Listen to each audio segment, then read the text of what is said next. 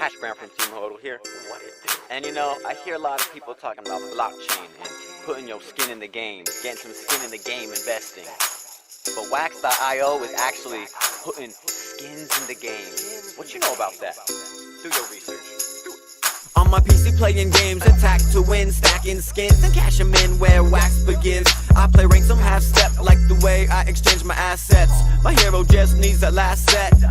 Cut my items for Wax tokens, created by the cats who made OP skins. Buy a seller, trader, even ransom for a day. On the blockchain, the decentralized way. Employing contracts smart so you can play your part. An inroad from mass adoption to start. In an instance, payments instant and security protecting you from misintents. Get paid to create or appraise. Playing video games for most of my days. From CSGO, PUBG to Dota 2. Esports about to bubble like Boba do. Hustle like Fed, get the Fetty. Trading on Wax, these cats who ain't ready. Evading the facts. Worldwide with pivotal facets. Smart contracts for your digital assets. Hustle like Fed, get the Fetty. Traded on Wax, these cats who ain't ready. Evading the facts. Worldwide with pivotal facets. Smart contracts for your digital assets.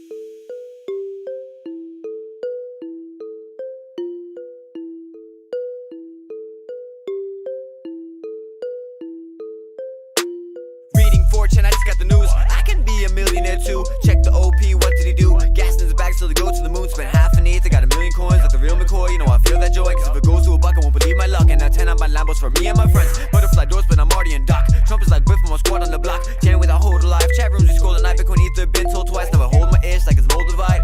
Going to the stars cause it's only right. Read the white paper, I was sold that side. Now I steal my shit coins cause I'm overhyped. We can't take the pressure. Cashing out for you was tether. My craft ship shape as she sails through stormy weather. With pleasure, come with me on this endeavor. I will be smoking fat joints on Italian leather.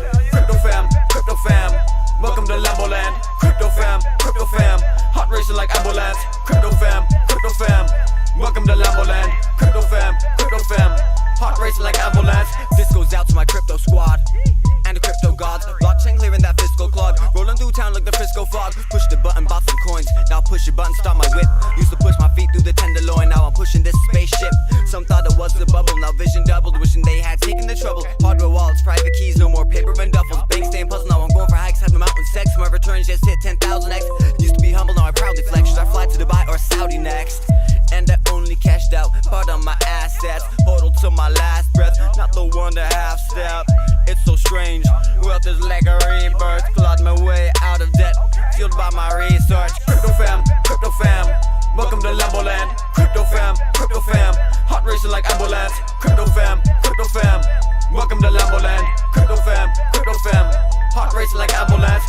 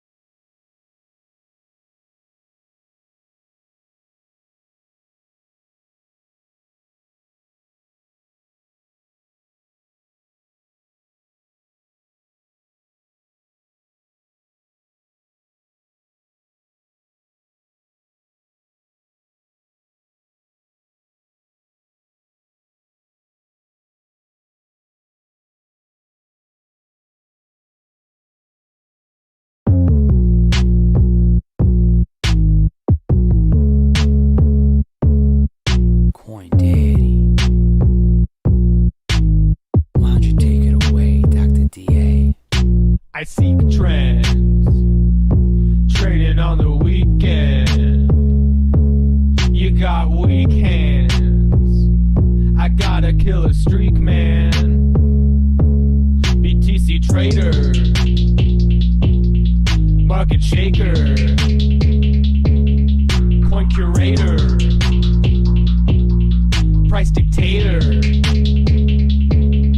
You just blew your account, mine has 9 lives. I've been hunting all the stops, I've been catching all the knives. You struggle with the dips, I can manage just fine. And you're never gonna get a killer entry like mine. Some are bulls or bears, I'm only here to get paid. I'm racking up the numbers, I don't care either way. Your Bitcoin game is a motherfucking arms race. I log into my BitMEX and fuck all your moms on Coinbase. My Winklevi, I spy a great buy. Got that pumping premonition, I don't even gotta try. I'm that BTC OG, you see. Diamond talked a lot of shit, then he bought his coins from me. This market's 24/7 and I'm right on time. Got an ROI so nasty that it's probably a crime. I'm like a prophet with an F, I'm taking everyone's deposit. But these idiots keep on selling right into my pockets. I see trends, trading on the weekend. You got weak hands, I got a killer streak, man. BTC trader, market shaker, coin curator, price dictator. After 9-month confirmation time, Quindaddy came to earth with thoughts of moon up in his mind. I was born in San Francisco with a treasure in my hand. Put my wealth into the bits and then I watch that shit expand. Coin Nation, we got tokens of every flavor. Coin Nation, ain't nothing without the traders. From the holders to the scalpers, shaking up all minute candles. Daddy ain't got all the traders, stocking coins up for the lambers. Blockchain in my bones, crypto in my blood. In a minute I'll be rubbing out a long on Asian corn hub. Coindaddy run the crypto naughty, leaving you disabled. I'm eating all the filet, you eat scraps under the table. I'm holding all these bitcoins till they're million and stable. Fucking crypto thoughts in the bathroom, wash my hands later. Winklevi, I spy, no lie. I let Dr. DA give a piece up of his mind. I see trends, trading on the weekend. You got weak hands, I got a killer streak, man. BTC trader, market shaker, coin curator, price dictator.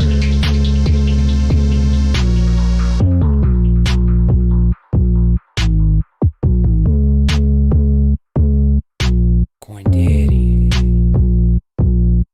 Dr. DA.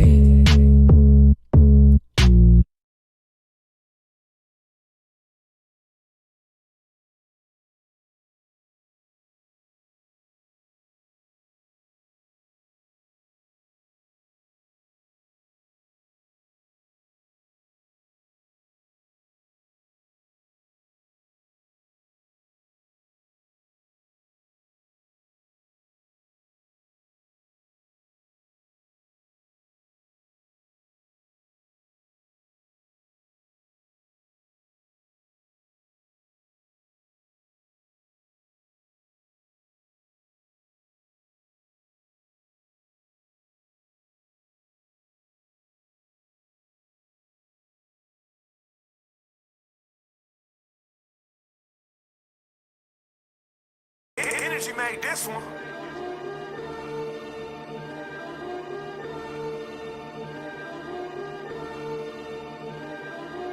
Download that Coinbase, get to getting in. Better invest, nigga, you better go and get it in. We are getting all these coins, better get you some. You ain't wanna listen to Tron, now you looking dumb. He wanna be just like Tron, but there's only one. You better go and buy some Tron, cause it's about to run. You better go and buy some Dash, cause it's about to slide. I don't even carry no cash, I'm the crypto guy. Yeah, and I'm the crypto guru. I saw your portfolio and it's looking boo-boo. You saw my portfolio and it look like voodoo. Nigga, you can't tell me shit, this ain't nothing I'm new to. Legendary like Mewtwo. please don't try to rob me, I don't wanna shoot you. They wanna ride the money train like choo-choo. I'm the real crypto Hokage, look at my jutsu. Yeah, and I'm fucking snapping. I hopped in the Telegram, I'm the crypto captain. And you can't even sell a gram, that ain't really trapping. You ain't really got them coins, you just crypto capping. Huh, what I'ma buy today? If I buy one more coin, I just might fly away. Fuck, I can't get that coin on Coinbase, and they took it off change now, I gotta find a way. Damn, yeah, let me try Binance, I just logged in, so let me hit my dance. I'ma have so much money that I can buy friends, and I got such good credit, now I can finance. I'm about to buy a mansion, I'm looking at these markets jump, fuck your diamonds dance. Bitcoin, digital gold, I don't need jewelry. You a noob, you on Robinhood, ain't no fooling me. Damn, so your coin's fake, and you only went and bought Doge, you a cornflake? It ain't never your birthday, I'll get more cake. And if this was Call of Duty, I'll get more crates. It's crypto, I'm the best at it. If you think you better than me, then you a meth addict. Invest in my stimulus, I'm a fucking savage. Now everybody a oracle, so I let them have it. But I'm really goated. I just smoked Gary Payton, now a nigga floating. Staring at the chart scoping. Like damn, I'm gonna be rich, I'm one of the chosen.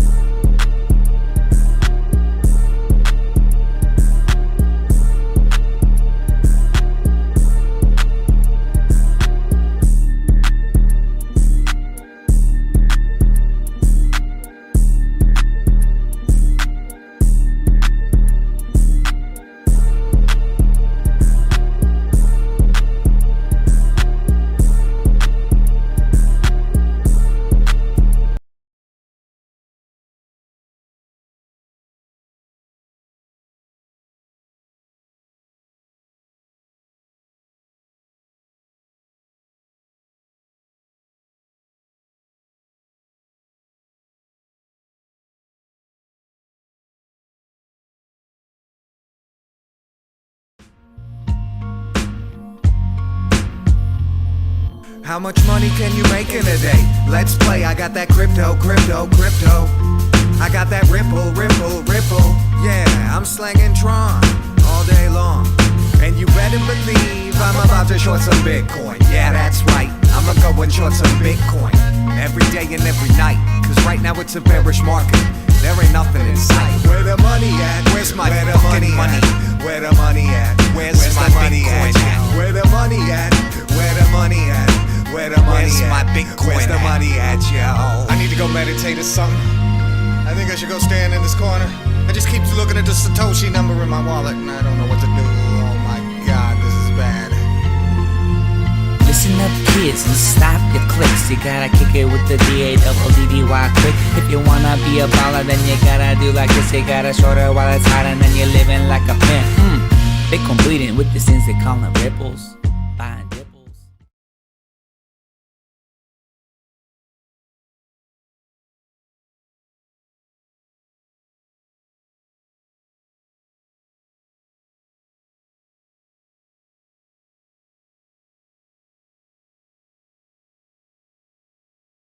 Hello, all. It's about to go down here at the NFT Weekly. Yeet. Welcome, folks. It's your boy, MMG Smurf here. We also got the Infinite with us. So I'm going to go over to the full scene. I'm hanging out here. I'm just going to be on the couch today. The Infinite's going to be taking up the desk. Yeet. I'm on it. Yeah. But we're ready for some NFT Weekly. Before we get things started off today with today's event, Infinite will shortly be pushing the start button on the event, making sure we get everything finalized, seated. But before we start that, we do like to start our events off with a tutorial video for any first timers on Smash GG. Make sure everybody gets everything situated. During that time, we'll also be picking out a first match for the night. So yeah, that's kind of that order. The event itself will be announced in the Discord the moment we push start on bracket. We'll also ping that in the Discord. So there's about 5 minutes or so of tutorial video here, and then we are going to get underway. Anything you want to say? Yeah. Outside of that, I would like to mention that if you don't feel like you're seated high enough in the tournament, now's the time to let us know. Otherwise, it is as it stands. There are quite a few faces I don't recognize. Now, we have been slowing down on these events. But you know, I can make some adjustments while there's time because it's about to go down. All right. That said, yeah, hit us up in those DMs and stuff like that. So to get those changes. Otherwise, we'll see you guys in just a second. Again, I'm about to start that tutorial, and we'll see you right after. What's going on, everybody? This is Money Match Gaming. I am the Infinite, and I'm here to talk a little bit about how Smash GG works and the general settings for our general events. So with that said, you're going to see both sides, a little bit of the admin side, a little bit of the player side. It can't be helped. I have to do this somehow and also give you guys the content you need in order to have the greatest event and greatest experience ever. So with that said, I'll go ahead and start this test bracket. It'll all start great. I'm going to refresh here. From here, I'm going to go to where it's just, this is the easiest way to go ahead and explain everything. Go to your profile settings. From your profile settings, go down to tournaments, then go down to attending. In this situation, you'll need to sometimes clear the filters to get what you're looking for. In this case, we are looking for test 3. That's the test bracket. So I can show you guys how today's event works. Here you'll see the auto DQ. This portion right here tells you how long you'll have to check into your event before you're auto DQ'd. You can click view match, or you can go to the view bracket section. Just for this situation, I think it's best to do view bracket. You'll click your match.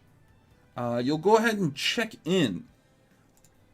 Now, you won't be able to see the other person's tasks and things of that nature, but you're going to see them here, so ignore that. Up here, we'll show you the general tabs that shows you how everything's working and so on and so forth.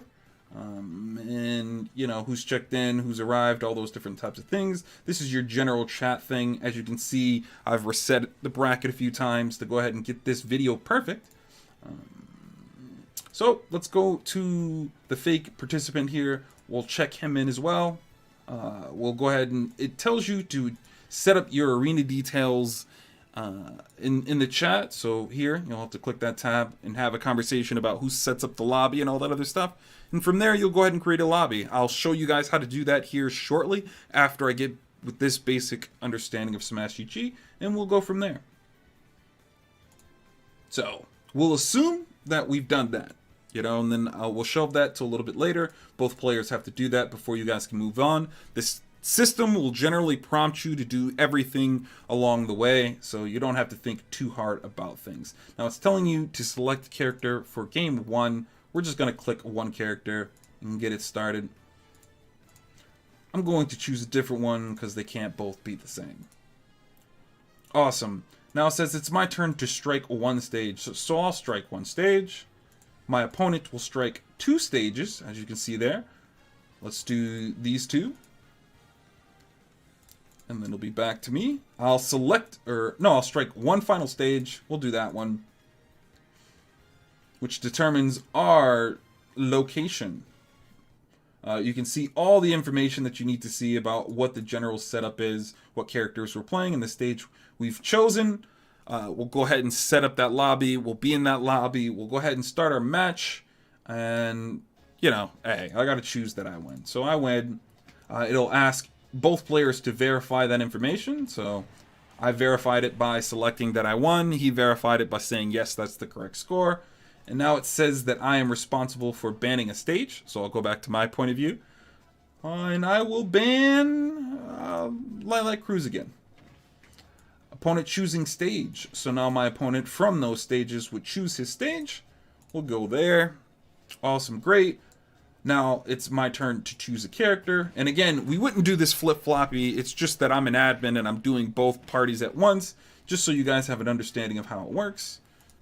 We'll choose the same characters. I'll win again. This process will be a little bit longer because most sets in Money Match Gaming's tournaments are best of 3s. But so from there, you know, I'll submit it. He'll be asked to verify it.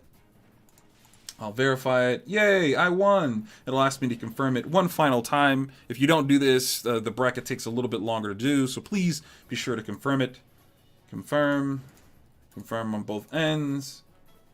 Awesome. This was completed. We're all the way done. The bracket has moved on. I can go ahead and close this right here, and you'll see that we've moved on. That's generally how that works. From here, I'll go and talk a little bit about how the general breakdown of the rules, which isn't that complicated, but we'll get to it. So we'll go here. I'll open it up from here. I'll do online play, go to Smash, Battle Arenas. I'll create a lobby. So these are the general rules that you can see. So this doesn't matter too much. It'll be public, it'll be one-on-one, and we'll go into the general rules. So if you haven't created this rule set yet, you will have to, but for the sake of us just walking through the process, let's get it done. So we'll edit this one just so you can see what it looks like on the inside. This is a stock style. There's 3 stocks. The time limit is 7 minutes. Final smash meter is off. Damage handicap is off. Items are set to none. Random stage selection, not that it matters much, but it's set to none at the moment. Advanced, hazards off, team attack off, launch rate 1, score can be on or off, it doesn't matter to me. Damage, yes, but that could be on and off as well. And bam, we have those settings saved. Those rules are selected.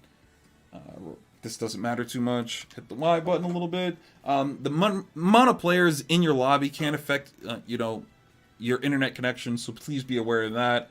A lot of these other things don't matter too much, so we'll go ahead and get it started. I have the password selected because I don't want anybody just to join my lobby. And we will test away. Okay, the password will be 1 in this case. Create my arena.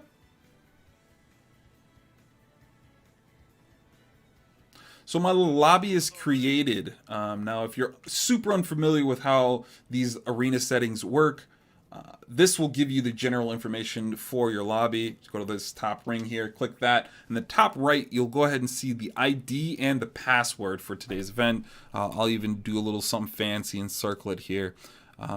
This is the ID for your room. That is the password that you selected for that. You'll need to give that information within, you guessed it, in your chat information, and you guys will be able to have your match, and it'll be great, grand, awesome. We'll all smile and laugh, and life continues on. But that is generally how our events work. If you guys have any questions, be sure to ask an admin. Hopefully this has been helpful, but if there's something else you don't understand, please be sure to let us know. Until next time, guys. Hello all. The tutorial is over. I have added what needs to be added. The bracket is currently yellow. Everybody's you can go ahead and check in their matches, and I'll go ahead and pick a match that goes from there. Usually we'll pick the first one that goes green. So if by chance you want to be that guy, please be sure to get it going. Go green. I'll go into your personal messages and be like, yo, you the one.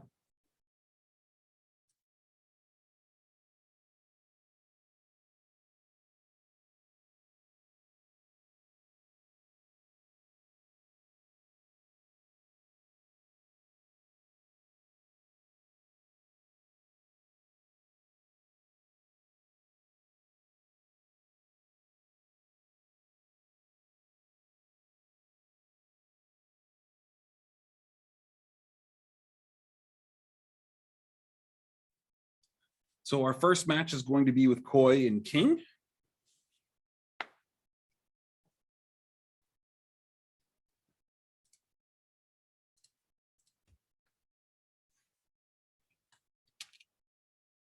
Very nice.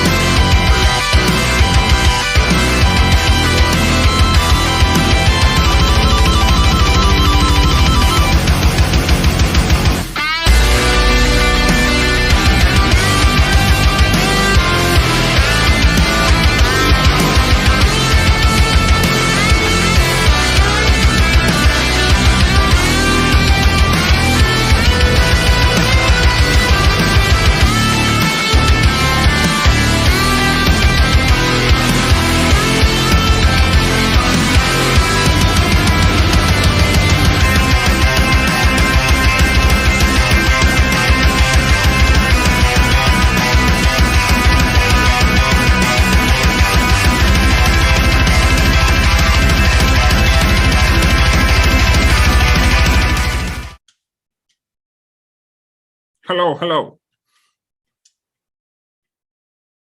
What's going on? I think Are I'm you back. referring to me? Oh, you didn't catch Rainbow joining? Yes, hello. This is Rainbow.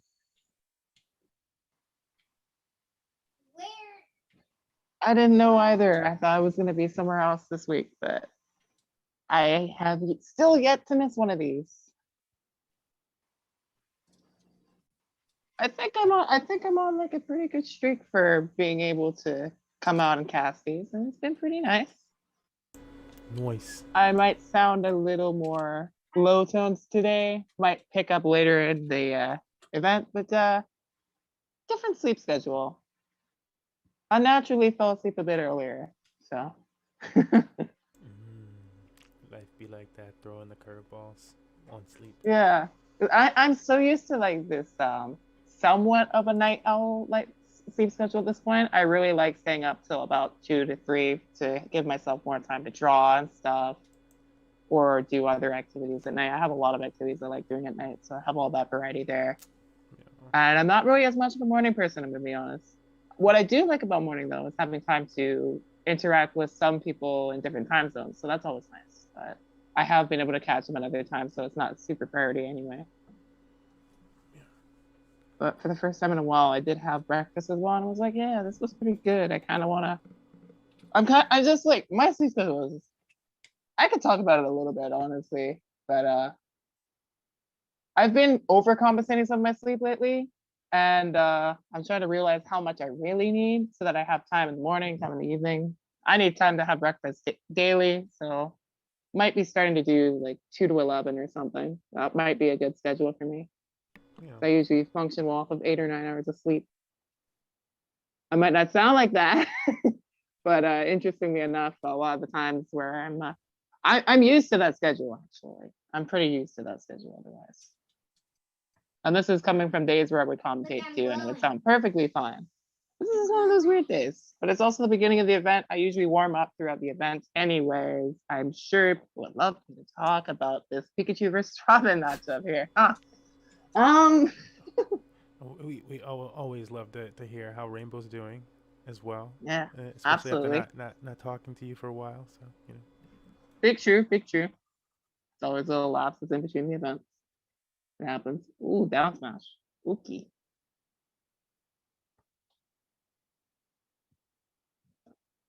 That was wild pressure, to be honest. Because even if the down smash didn't catch the shield drop there, since they had reacted too late, it would have shield poked anyways. I don't know if it was sweet spotted as hard though, but it would have hit from behind. Okay, so this Robin is applying really good pressure right now. Use of the I think that's L Thunder. Oh, back air. Okay, no, that's heck. That was a really good surprise backer though from the Pikachu. I meant to have the bracket up. Let me get that.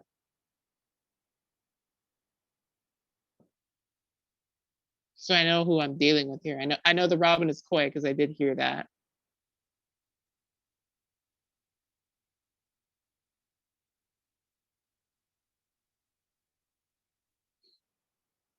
Yeah, I'm not sure. Yeah, as Infinite was saying at the beginning of the match, I'm like, yeah, a few people we haven't seen before. You take a little break from Smash events, and there's a whole new round of competitors. They're like, this is my space. I'll That's play actually Steve true. now.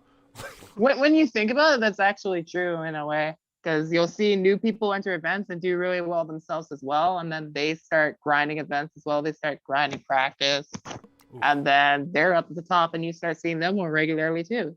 Yep. But those people before that point aren't really people that you know as well. Wow, we got about 44 entrants today. Cool. Oh, wow. Oh, wow, yeah. Wasn't expecting any of what just happened at the end of that match. That was a really good spike from the Pikachu on that second stock though to even things up, but the SD was a little bit unfortunate there. I think there was arc fire lingering on the ledge there, so they were a bit anxious about their timing on the recovery and it just plummeted. Happens. First game of the tourney. That's all right. Shake it off.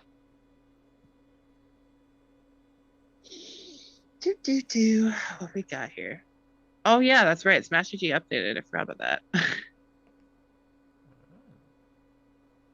That's a sentence I never thought I would say. Smash GG having an update? Really? What? Huh.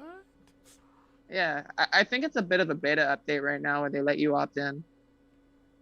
It has a bit of a different UI look, I can already tell. We are looking at... Yeah. Oh my god, this Smash GG just... Okay, I was about to say, if it froze...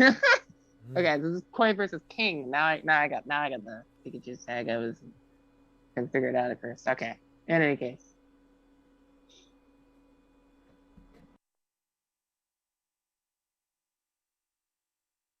I really like the timing on the Jazz and the Robin here. Just stuff out when the Pikachu wants to approach, because that covers a lot of options. Lingering hitbox, covers dash commitment. Really good to just start out early to scout an option. So I really quite like that. Koi is covering a lot of space with the aerials game too.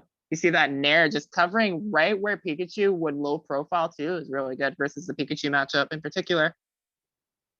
Because that's going to be something you're going to be dealing with a lot, is a lot of pancaking from this character. But Koi has been timing their spacing really well, or their out of shield options very well. You saw that downer as well. That grab could have completely whiffed, but because they waited just a few extra frames, the downer reverted back up, and they were able to catch them before they could pick another option. So I'm noticing just a lot of really good Pikachu understanding here, which is really good. And the arc fire is nice. Forced Pikachu off of the ledge as well.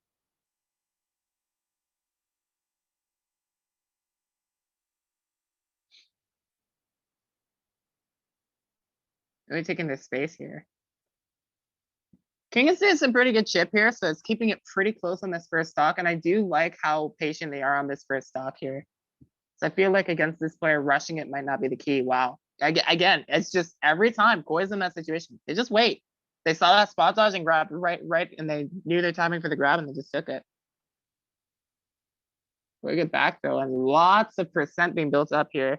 Right now, see, the thing that Pikachu would be struggling with would be a lot of range to just get in and get a kill. With Pikachu, you want to get kills around this percent. You're trying to get a kill setup, but if you can't get that, eventually you have to get more percent on. You have rage here. You need a little bit of more percent before a dash attack can kill. And you can't even 50-50 with that. The thing with that is, while you have that raw killing option, an opponent could block that. And you could get a grab, but it's not going to lead into a killing up throw. So there's no real threat of shielding at that percent. But getting the kill in the back air at the very least takes off one off the board, but there's still a lot of momentum in Koi's favor right now. You can just see the damage piling on of the down throw with the double up air. Goodness. That's a DI check right there. That was a lot of percent for that. Arc Thunder on the get him attack as well. Wow, how did we get out of this corner? Really like the quick attack usage to briefly reset neutral, but Robin is all on that. Love the run up jab and the down smash to cover the landing, the huge hitbox.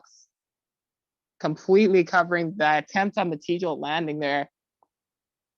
Expertly placed by Koi, and they're going to move on 2-0. Dun, dun, dun, dun, dun. All right. Sauce move.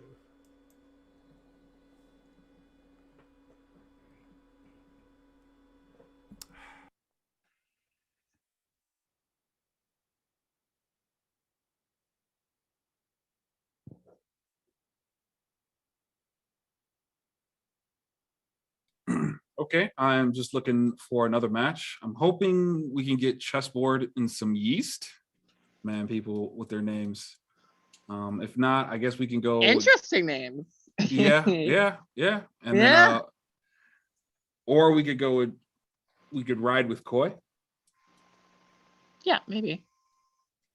But they're both yellow. I'm hoping to get chessboard and some yeast.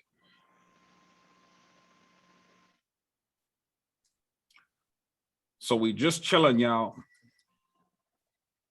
Chilling, that's it. We're chilling. I don't chilling. While we chill, we did prep a little something for you guys. A few spotties for you guys, just in case we did get some chill like this. So We got a match, oh, but go for it.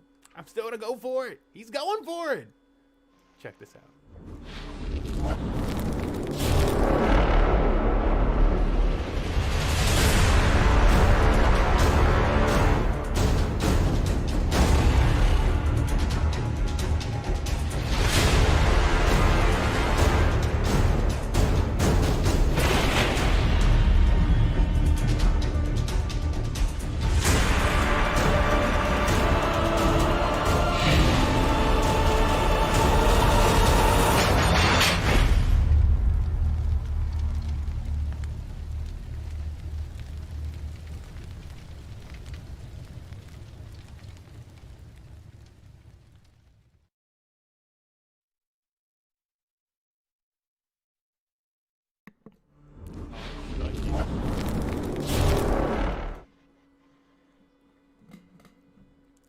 He's back. You know, I'm back. Not as much time as I wanted. You know what I'm saying? Stuff happens. Oh, they went to the bathroom. 1 second.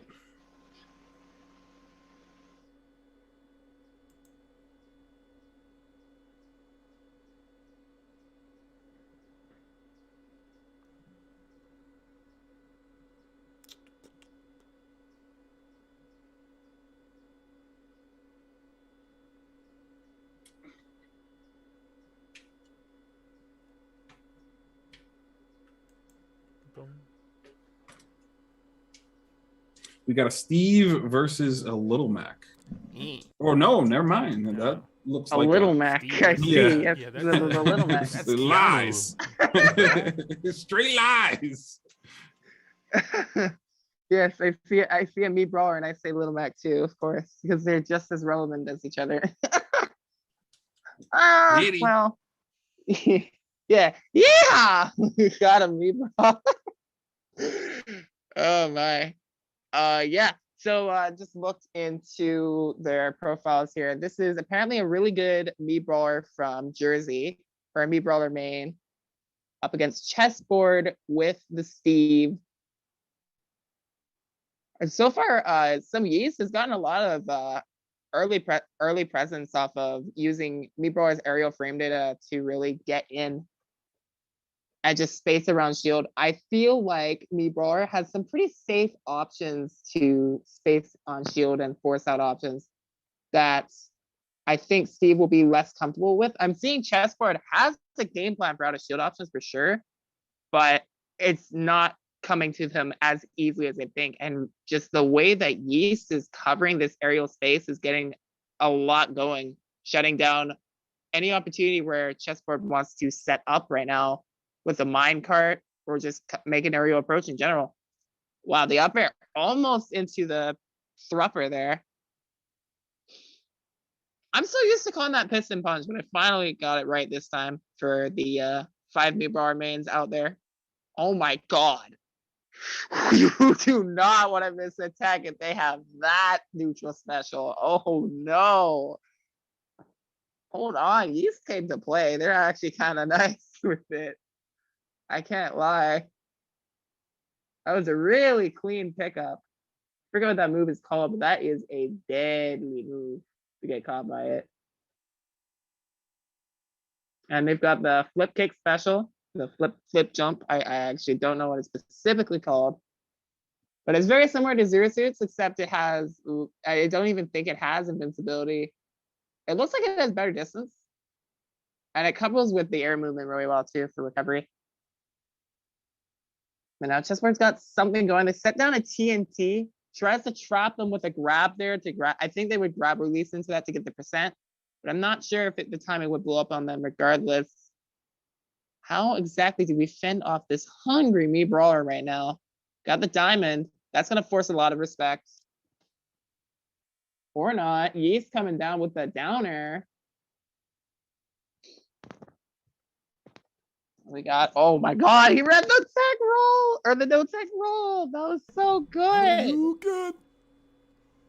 That was actually so good on the tech chase with that too, or not tech chase. You know what I mean though. The no tech chase. Like, does he have an See, AI? the first time though, this is good conditioning. It's the first time they punished them missing the tech outright with it. But then this time they read that they would have a panic option and they would try to get away. And they just used the extra space of the stage to run right through that and scout out the roll. Even if they missed that, there was no problem with that. If they got get up attacks, they saw the stock lead. Going for that was definitely a good play. Yeah. Ye said, I too play chess. True.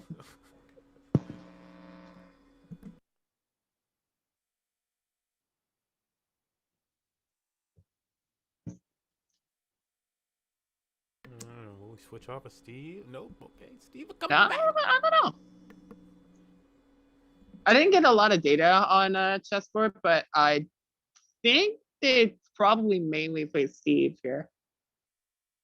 Gonna need a lot more adjustment though, for sure. I was mentioning that I felt like they were trying to set up minecart, but I think they need more space to really get that going here. Because I think that minecart will, at the very least, force them to respect Steve a little bit more in the air if they shoot it off in the air. Because you recognize again how Yeast is coming in a lot with a lot of aerial mix-ups, aerial and tomahawk mix-ups. So you see that tomahawk there into the I don't know what it's called. It's like it's a grappling move. I don't remember if that grappling move works on shield or not, so I'm not gonna quote on it. But pretty nice command grab for me, brawler, as well, just to have the mix-ups. Oh wait, okay, you're not gonna die. It's sounded silly, but that's still scary. Oh my god, we can't tech out here. Oh my god, there is no rolling away. That is a habit that Yeast is calling out. And you're seeing just chessboard getting more and more nervous in these defensive states here. See, and there it is, another roll. They just stuff it out with the dash attack. More damage applied. Chessboard trying to quickly mine and get some resources here. I really like a lot of their two-piece combos, but I really feel like they're not taking enough advantage of some of Steve's resources here, and that's just making things a lot harder than it needs to be. It feels like they're playing a lot more to Yeast's combat game here. And it just seems like maybe they might not know what to do, which is understandable, honestly. You don't really find this character too often. That's insane, by the way. We trade with the anvil, clank it out, and then combo off of it. Okay. And huge damage off that F tilt, too. Oh, you are not escaping from this me brawler. Nope. Up smash, ready for a spot dodge. This me brawler is equipped for war. Down throw into the Thrupper, barely surviving from that.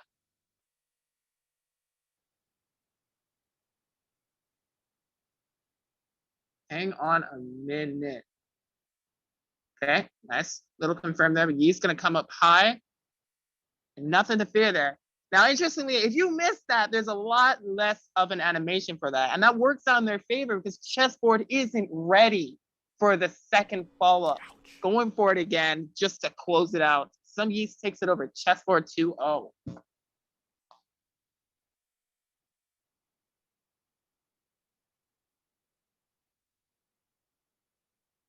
That's crazy. Yeast All right. is a beast. Yeast is a beast. This dude. That is not an understatement. I don't think that's an understatement. That is actually just. Oh, this dude. That guy. Okay, like they said in their Smash GG bio, they're the best me brawler made in New Jersey. I can definitely see that they're really good with me brawlers. Very impressive. Very good show. Respect the yeast.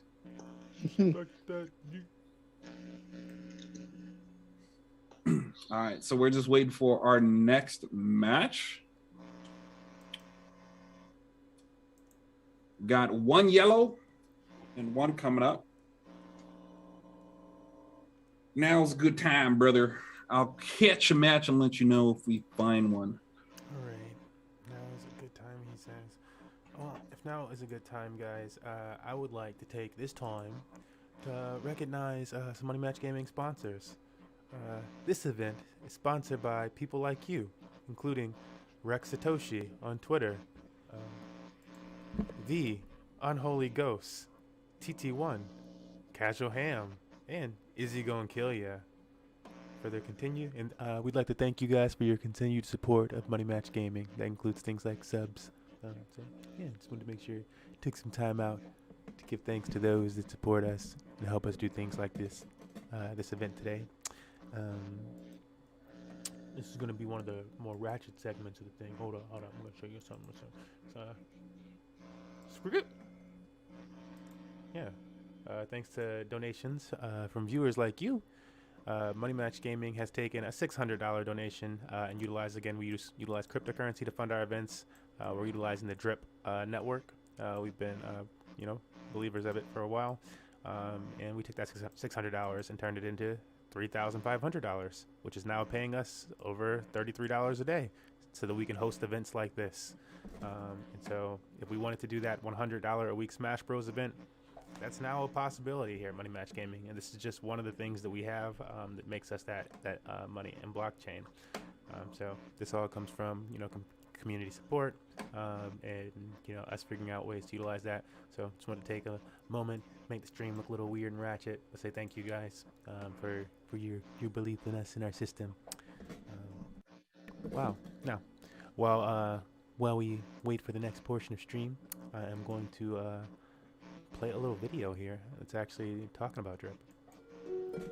The following is an excellent analysis and breakdown of the DRIP network tokenomics from the Crypto OG, Daily Income Guru. You gotta understand this.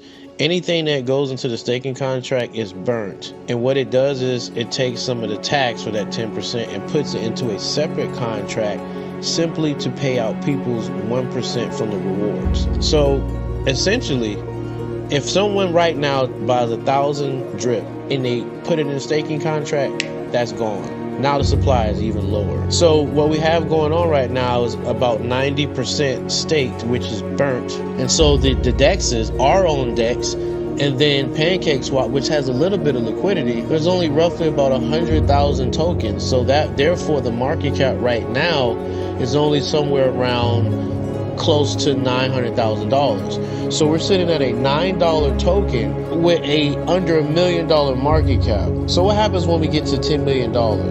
That means most likely the DEX, the order books, are going to be less than 100,000. But I'm going to just stick with 100,000. 10 million divided by 100,000 is $100 a drip token. And remember, like I said, all everyone is going to be doing is buying these and burning them in the staking contract. And now we got B Farm coming out, which people are going to be buying more drip to then stake in the PancakeSwap. My gosh, people, listen.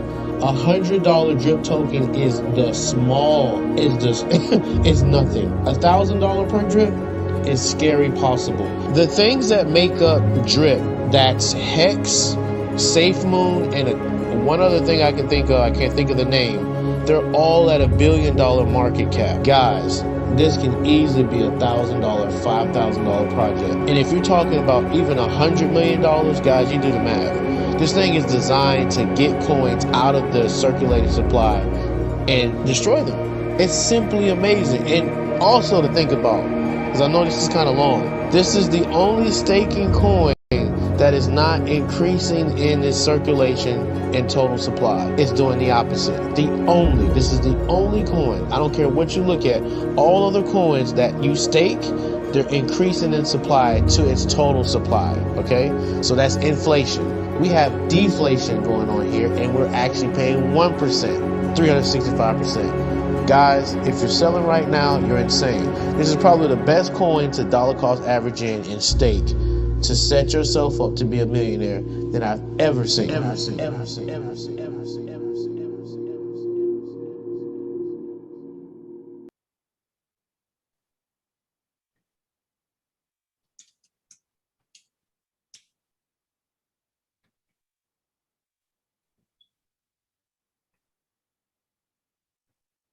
Wars have been waged and battles have been fought in the search for the holy grail of power.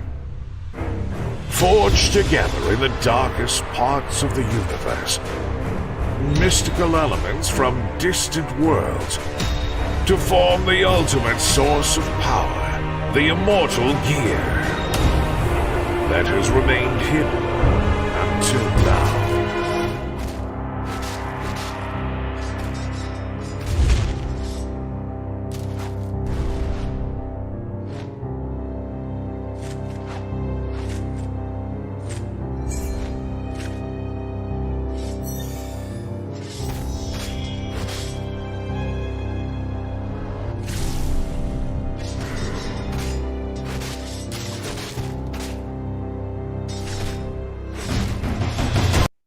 Gotta get our souls for it though.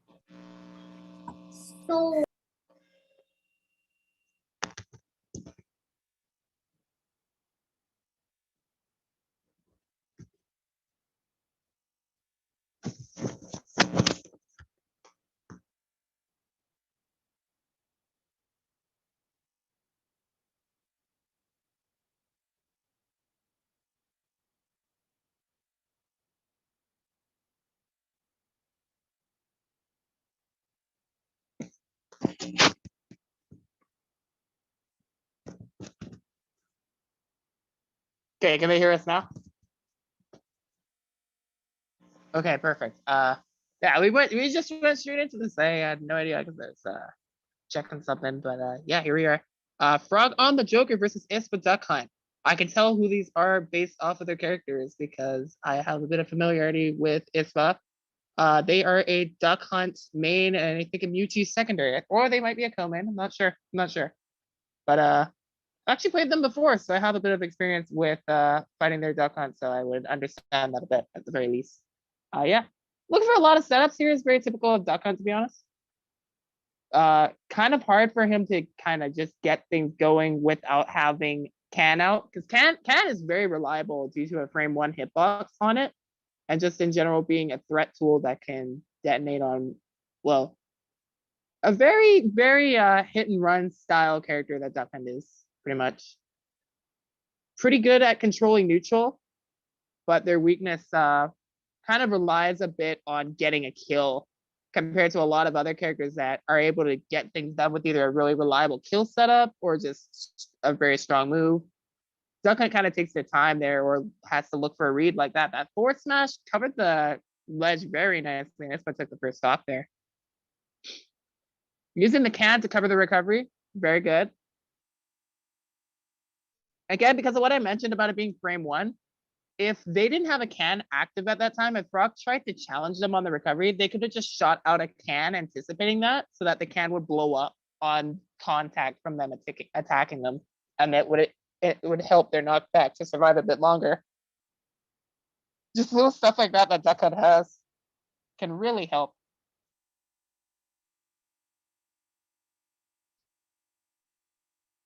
Yeah, pretty even match, honestly. I think that this matchup would honestly not be too bad because I think that Duck Hunt is very equipped to camp out Arsene when a lot of characters might have trouble doing that. Which is where Joker will get a lot of their damage without their non-Arsene setups. So we'll see how this really goes right now. It is starting to pan out more and more into Ispa's favor here. It's back there into the Can, good damage. Really good recognition too on the way that they're hitting the Can so that they know where it's going to send them.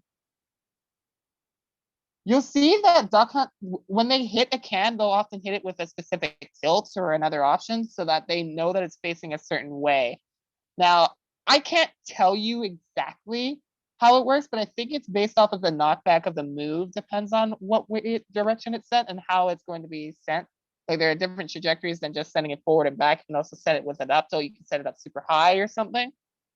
But I think generally if the knockback is facing in a direction, the way that the Can will move on its own if you just press B will be in that direction. But again, I can't really give that for certain. I'm not saying that the way that the move is facing against the move is working, that I'm saying the knockback is. I'm pretty sure that's how it works, but could be wrong, so don't take that fully into account. And if you're not sure, you can always watch the gameplay and see for yourself that if that makes sense to you. Okay, wow, this pressure went on the ledge though. the can to knock them off with the 2-frame. Get more percent. Frog is almost to an Arsene, should be able to get it here. But it's gonna be very difficult to get in on Duck Hunt here right now, it looks like. With the gunman controlling the ledge, yeah, that's pretty good. You already have the gunman set up there and the can to go up high just in case they try to jump through that. So you just shoot the forward smash. You already have so many options covered that it should be pretty clean to get through that. That's by taking game 1. Very nice.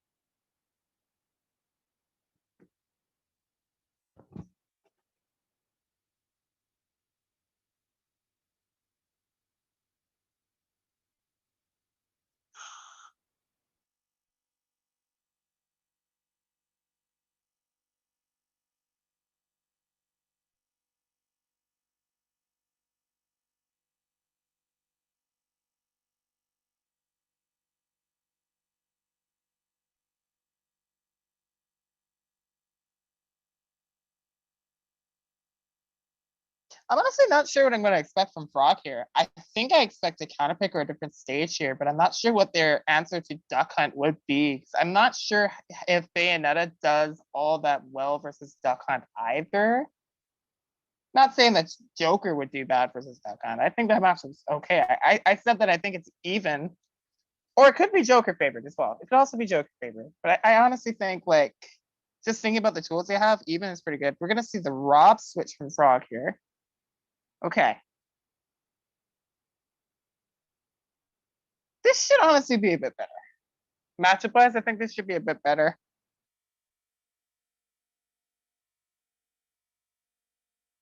And one thing that's already like much more noticeable change of factor here is now that Rob has tools that they can use to zone out Duck Hunt as well and kind of keep their projectiles in check. So both characters can now pressure each other from a distance, and Rob can play their game plan very well. And due to the bigger effectiveness of Rob, this helps a lot more here. Other things of note, I feel like despite Duck Hunt's weight, Frog will have a much easier time killing here with Rob. So very good counter pick in terms of the character choice here, I think. Also going to Town and City as well. It's a very good Rob stage because of the way that up smash covers the platforms. You have the platforms to mix up as up for up throw as well. And there's an up smash down a shield right there, catching the approaching neutral air. A lot of Duck Hunt's aerials are not very safe on the shield there, so gonna get completely swatted out of the sky for that. Okay, dokie. Corner pressure is big here, honestly.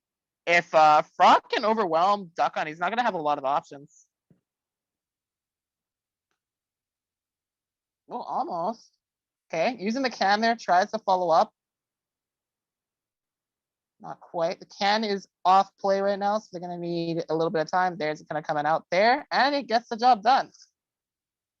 I was actually surprised that Frog jumped there, but yeah, getting caught right there was a really good call out on Ispa's part with that. And now you're gonna take a no, actually. I thought that was gonna true combo there, but the clay pigeon due to the multi-hit factor, sometimes it doesn't work. So not entirely. Love the landing aerial there. Kind of had to in that situation. You know that Rob's gonna come in with a backer. It's a big leggy hitbox too. Okay. A little bit of bread and butter combos here. Still just having this trouble getting through. Forward air takes care of both the can and the recovery too. And then the down air to meet them too. Ispa was doing everything they can to defend themselves to come back, but Rob's tools were just better there. And really good use of them from Frog as well. Okay. Yeah, that laser pew goes right through the can activation.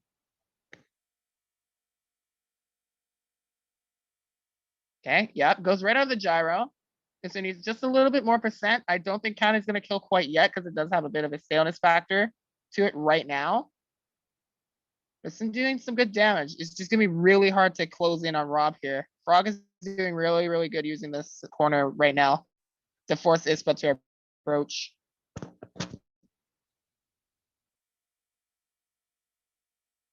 Yeah, good defensive move of the spot dodge too.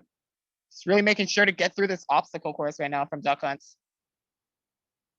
I can't believe they lived. Yeah. No, actually, I can't believe they lived, actually.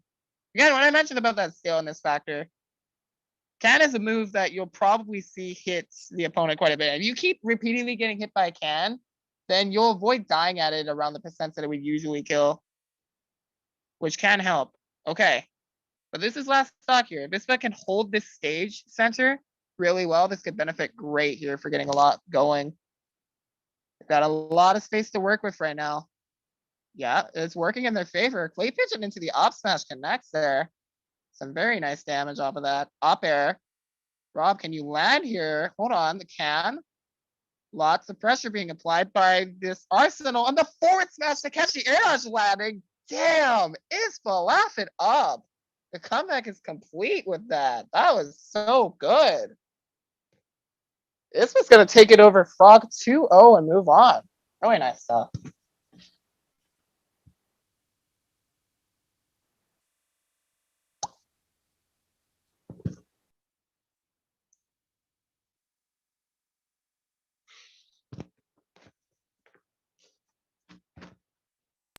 All right, up next, we're going to have Orc versus Alcad. I hope I'm saying that right. I believe it's Alcad. I believe it's Oric. Ulrich versus Alcad. Let me double check the bracket if that's where you were at. I think that's Oric. Ulrich, okay. Let's see. Yeah, okay, Oric versus Alcad. You may remember Oric from entering past Money Match Gaming events with Ganondorf. Ooh. I believe that's the same player.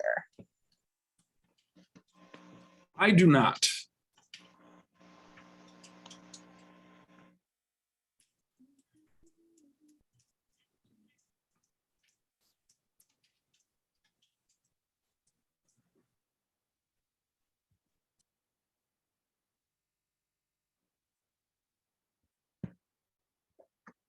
Well, while we have a little bit of a breather between matches, though, I would definitely like to talk about the intricacies of that last match. I feel like that second game was such a unique matchup to really watch. There were moments you could really tell where things were in somebody's favor based off the way that they had how they had space. Frog was doing really, really well in that matchup too. But the thing that really mattered was when Ispa was able to can maintain center on that first stage, they were able to set up Rob into a juggle state, cover landings incredibly well. And then that just set up for a huge chain of reaction events where if they couldn't capitalize off of every read in that situation, they might have very well lost because Duckin would have had a very hard time finding a kill without a hard read there. So that was a lot of credit to that, but just amazing play from both players. That was really good to watch.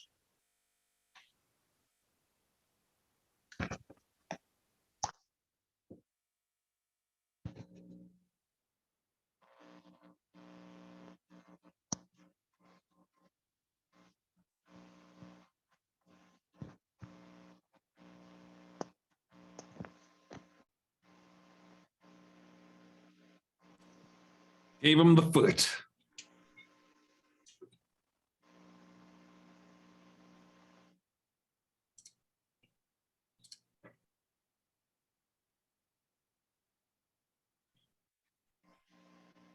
But I found it a particularly interesting matchup because I honestly don't think too highly of Duck Hunt, but the way that that matchup played out made it seem really even. They were both able to exploit their character weaknesses at times. Like for the most part, Duck Hunt was getting suffocated, was getting zoned out by laser. They couldn't set up when they wanted to. And when they had to recover, like I said, very vulnerable recovery. There's no invincibility. You get completely hit out. The only thing you can do is set up a can before that to help your recovery and try to mix up going high. They didn't mix up going high at all, actually. So that made things really difficult when getting edge guarded by Rob. But very interesting matchup all the same, though. Duck Hunt was able to have their own options to answer back and capitalize off of Rob's weaknesses too, which is very nice. Just see. Learn a little bit more about that character every time I see it. Maybe he's not as bad as I think. I don't know about high tier, but not bad, honestly. Pretty viable as a counterpick character. Anyways, let's talk about Mario vs. Falco now, because that's the character that Ulrich is going today. Saw the Mario came out successful in their last match, now up against Falco Lombardi. Yo! They force matched the other way to try to call out a roll, and the side B got extended into the hitbox instead. That's so good though. So you're basically reading the cross up option anyway. But with that trade benefiting in Obrick's favor, they get the slight lead for a moment there. Whereas Falco gonna answer right back. Already, I'm seeing a lot of usage of forward smash from Obrick here, just to call out aggressive options. And it's working really well because Alcalde just wants to get in there with this Falco right now. Not really giving much respect to that at all.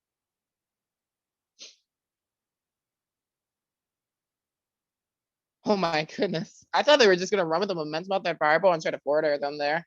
But instead, just holding the center, or holding the, not the center, holding the ledge. That's what I meant to say. Holding the ledge roll position specifically. Very nice up smash to take the second stock off of Alcalde. Oh, using that fireball to try to set them up, knowing that they were going to go for a low edge guard there. 4 rich smashes. Yeah, see, they want to go up that momentum too. They ran for a forwarder off of that forward smash. Silly stuff. Huh. Interesting cape. Did not work out. Got pecked out completely through that sheet. Okay. Short up nature was pretty good for disrupting there. Okay. Got the downer going. Downer's a very good setup starter for Falco. But again, all these approaches just keep getting called out by forward smash. So that's so much percent that Ulrich is getting for not really having to go for combos. And that benefits a lot when you can continuously land smash attacks like that. It's seriously playing kind of a little bit like a C-Stick Warrior Mario, but it's working out really well. Because Alcalde just keeps trying to force their way in there. So good stuff on Ulrich right there. Just recognize that game, recognizing that it was working really well and just keeping up to applying it successfully.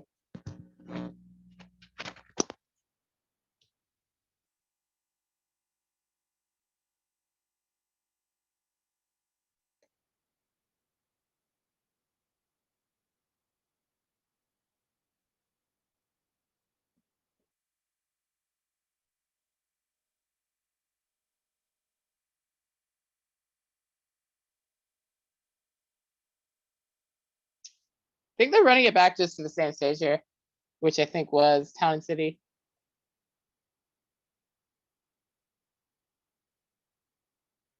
I honestly find it a bit curious as to why Alcalde likes the stage with Falco. I can imagine for kill confirms is pretty good for Falco. If you get up tilt into backer, that goes off the side a bit earlier than other stages, which is nice. Yeah, no, that's actually probably why now that I think about it. I don't think Falco normally has a lot of vertical killing options aside from up smash. I mainly see strings into backer as the main killing setup. Forward smash is a little bit better after the patch too. Can't count that move out either.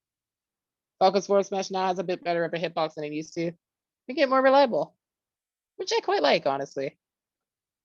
Okay. Air dodge trap that up smash. Or it gets out of that corner situation with an aggressive option, but back to the ledge. Okay. Finally getting a resemblance of control. Both these players are giving up stage control immediately to try to go for the edge guard right now, I'm noticing. So neither of them really maintaining control right now, just trying to pressure as much as they can. Neither of them being so successful either. As a result of giving up that stage control, Ulrich lost their stock for it. It was a very fresh down tilt too. That move could definitely come in clutch for killing with Falco when you need it to, if you just don't use it that often.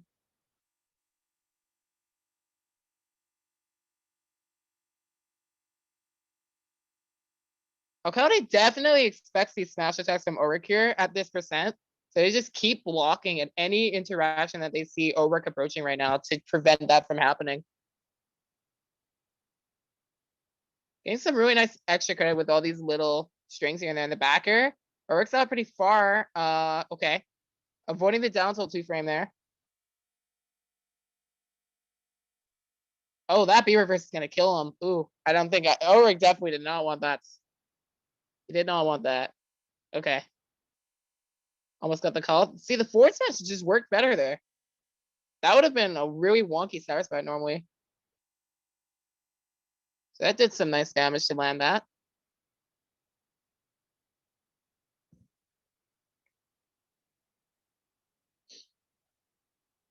Yeah, lots of percent.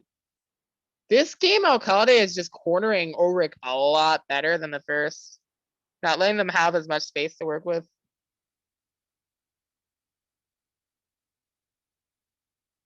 And that's particularly important for Ulrich's game plan here and being able to bait out a lot of Falco's approach games. So the fact that Alcalde has been playing a lot less of being in that position, but more so keeping Mario cornered has been a lot more of a factor there, and just keeping in the close quarter situation there.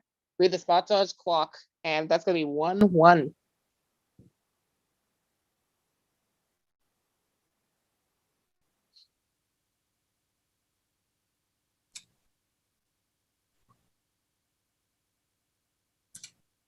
One.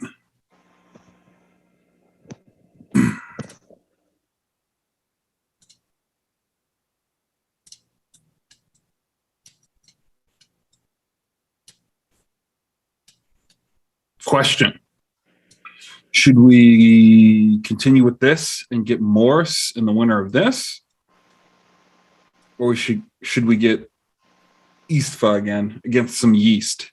I know you guys appreciated some yeast. I would genuinely like to see that matchup personally.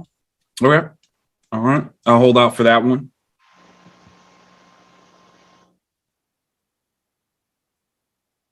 This is the Yeah. In the meantime, game 3 of the set.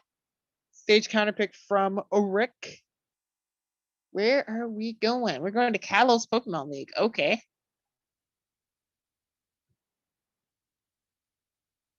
Honestly, can't say that I would know exactly what you'd want to counterpick in this stage, because I feel like both of these characters benefit from tripods that might make Ulrich second guess. I don't know exactly what character would benefit more of that stage. So I think there is more of a threat value of letting Falco get those platforms more, though. So it might be the case. But going to Kalos here, I don't know. I think that Ulrich just really likes the space. You saw his game plan in game 1, how he was forcing Alcalde's approach a lot so that he could just swing into it. See right there with the force smash, for example.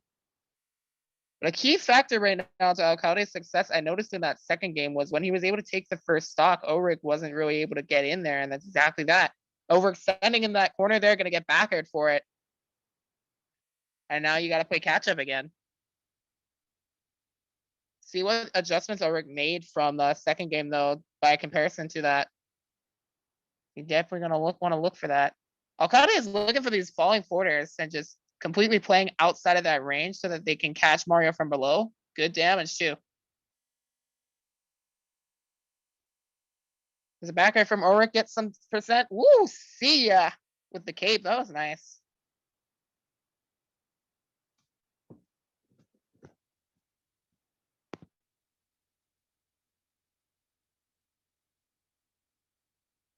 Yeah, up till back air, frame trap, or air dodge trap. I don't think that was entirely a true frame trap, but it was more of an air dodge trap. Because once they air dodged, their option was able to be covered by Alcalde on the next, even though the back air whiffed.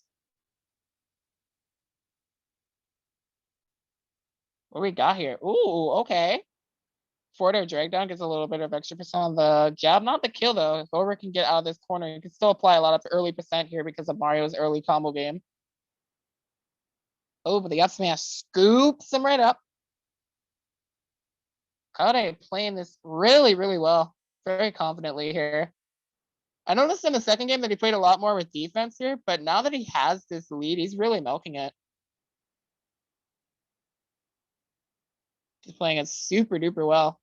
Ulrich just really struggles to catch up, honestly. And Alcalde's taking a lot of advantage off of that. Okay. Ulrich finds the forward smash. Just got to really watch out for stuff right now from Alcalde. And we're looking for that finishing setup here. Just a forward tilt. Try to set them up to the corner. Ulrich fighting out of that. Does not want to give them that final blow. But Alcalde in the corner there, just waiting to catch the approach as Ulrich is trying to get out of the corner. Forward smash will meet him, and that will be the end of the set. Falcalde moving on. 2-1. You will get your wish.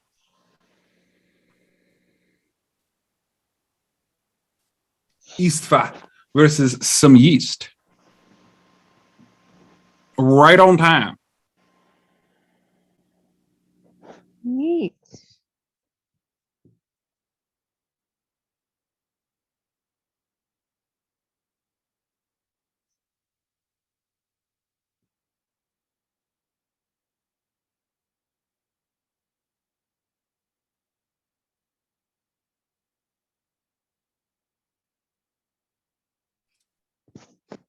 And before we get to our next match, I want to do what I've kind of become more accustomed to do.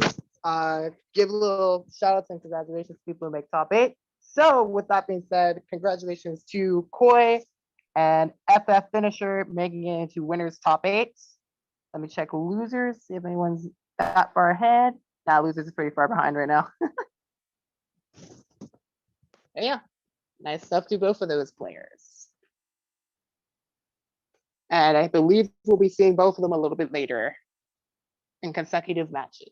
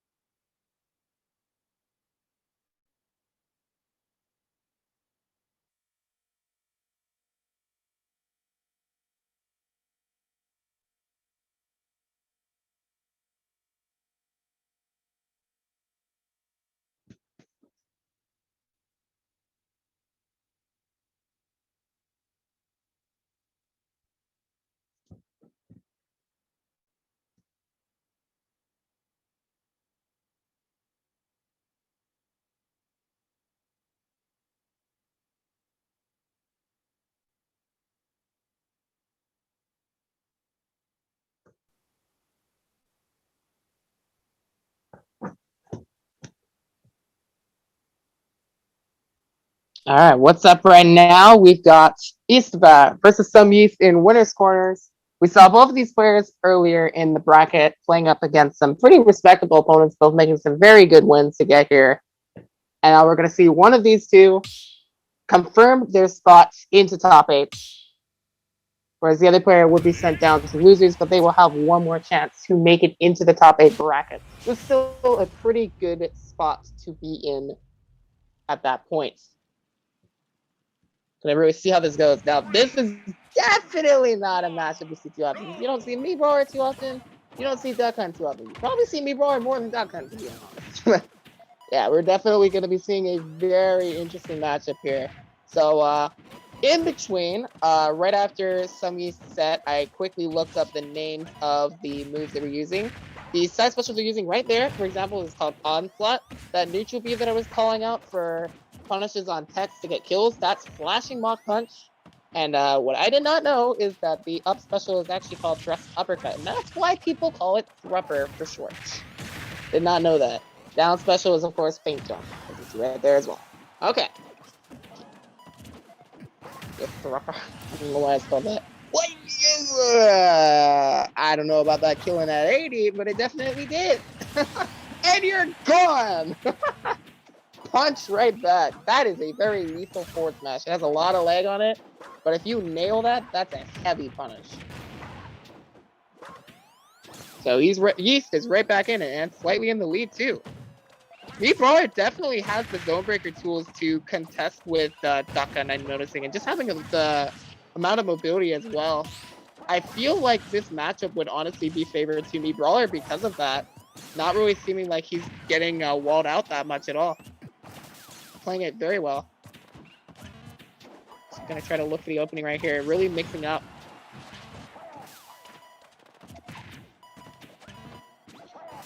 Okay.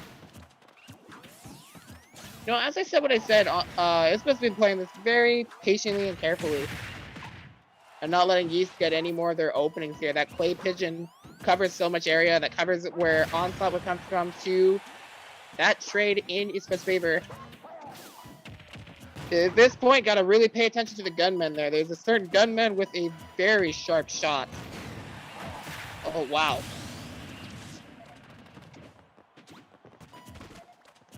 Is that for the Clay Pigeon? Okay. Or not the Clay Pigeon, excuse me. The can. Go start with the letter C, so that's how I get mixed up with that. Wow, Clay Pigeon to Smash just works. I did not know that was actually a true combo. The more you know. Wow, 114. Again, we're really seeing Ispa's juggling prowess come to life here. This B-bar cannot touch back to the stage. Okay. A lot of respect on the forward smash there. They're going to block that, but Ispa just outside of range for a punish. Going to use that forward tilt to poke them away. That'll be game number 1. I never see Duck Hunt forward tilt kill, by the way, so that's actually kind of nice for Duck Hunt to have that option at that percent. But Meatball looks a bit lighter than I would have imagined the character would be. That's interesting.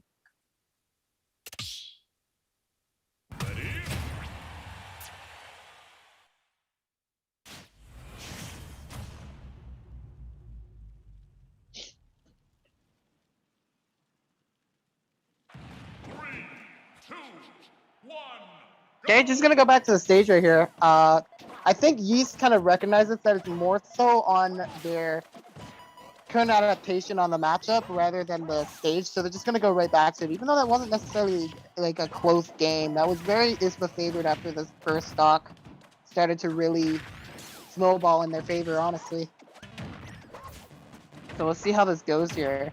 I think I honestly want to see just a little bit more patience from Yeast. Just give a little bit more respect to some of the projectiles. Just run away a little bit here and just look for the more safe openings to go for, because a lot of the times where they tried to rush in, they were really getting stuffed out for it. But when they had the space in their favor and they could stuff out Duck Hunt, those are the moments they could just find a good opening off of. And Duck Hunt can really do much about that due to Meatballer's airspeed. Okay, watch the up airs. Man, this is so tricky right now. To avoid the back air, their percent tried to read the roll, and in fact they did, but Ispa went for that roll just a little bit later to throw up the timing and gets the can to KO.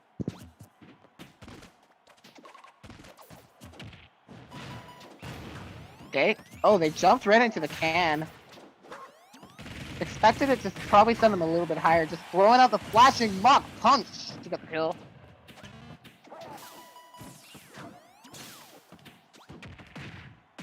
Okay. Nice combo right there. The sour spot up for the neutral is a good combo starter there. Get some up tilts. Can also get grab and dash attack off of that as well.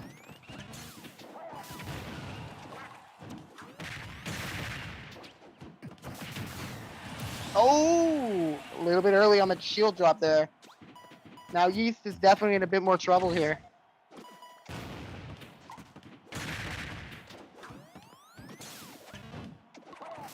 It really feels like when it comes to character knowledge, Ispa just has it a lot more right now.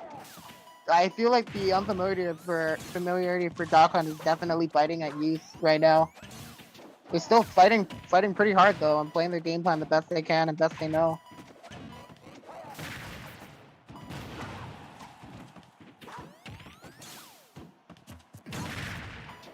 Ooh, up smash, got interrupted by the Clay Pigeons. He didn't get as much damage off of that. It's interesting the way that works. Wow. Using the gunman to extend the hitbox on the flashing Mach Punch, ending up working out in Yeast's favor. I think they just wanted the read there, but getting the thrust uppercut off of that. Keeping the stocks even here. Can they clutch this out? These cans have been such a nuisance when they want to try to land. And you gotta watch for the gunman too. Duck Hunt is trying to close this out here and come in here. 160%. It's a pretty solid percent for Duck Hunt here. Onslaught's not gonna land. ISPA forcing that to whiff was so good in that area. Just getting all that space rolling back into the corner, knowing the time that they can get that space back. And then in that instance, Yeast has to make the approach. ISPA taking advantage very nicely there. Gonna see another 2-0. I don't think ISPA has actually dropped the gaming bracket, in fact. So very solid run. Congrats to them making it into winner's side of top 8.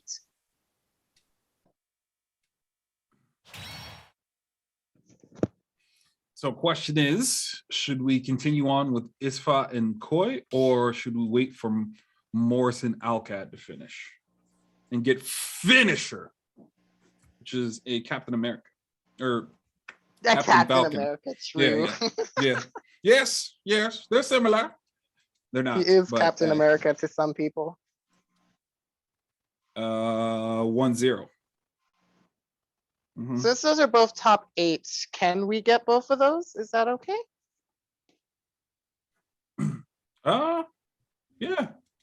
Yeah, they're both winner side. That'd be up to Smurf. He's running today, so okay. I would go ahead. recommend starting with Ispa and Koi since both of the players are ready. Yeah, when they turn green, yes, I would agree. We still have to wait for ISFA to check in, I guess. Because wait, no, they're both not checked in. They're just yellow. Okay, well, we know ISFA's there, so.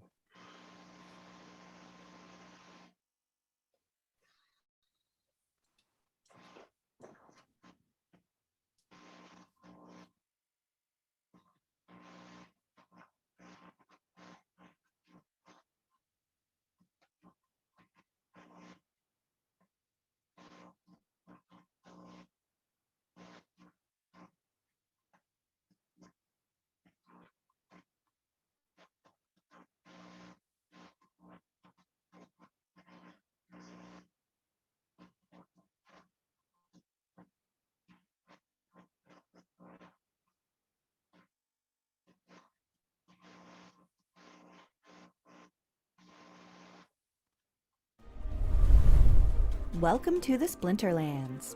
Splinterlands is a digital collectible card game based on blockchain technology where the players can collect, trade, earn, and battle with provably scarce digital assets. But what does that mean exactly?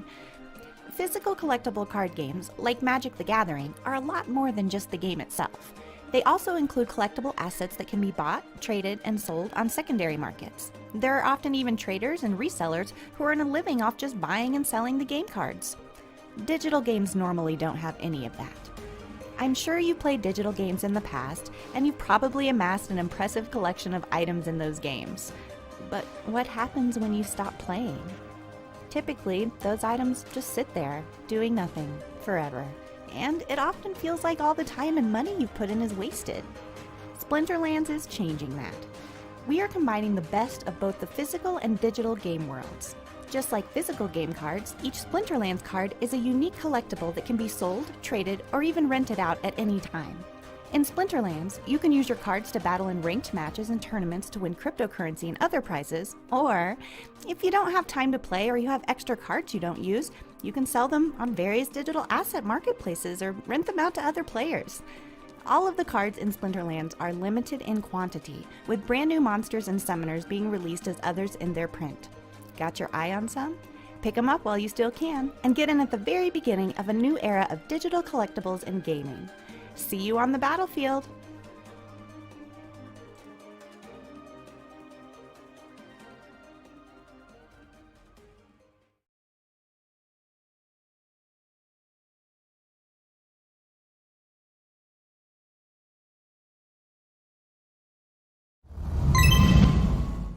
Reality doesn't believe in the impossible.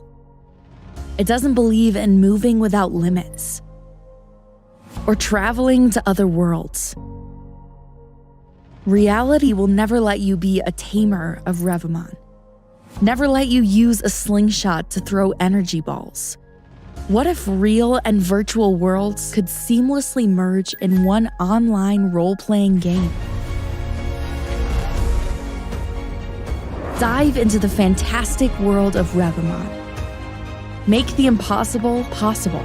The decentralized VR platform for gamers, where you can socialize with others around the world, powered by blockchain technology. Stop wasting your time by just playing games and start earning while playing. Get rewarded with valuable items due to the groundbreaking technology behind NFTs. Play to earn. Truly own what you earn. Buy and sell those items on Revamon's own open market. You can decide what you want, how you think, and how you play. Reality is yours to defy.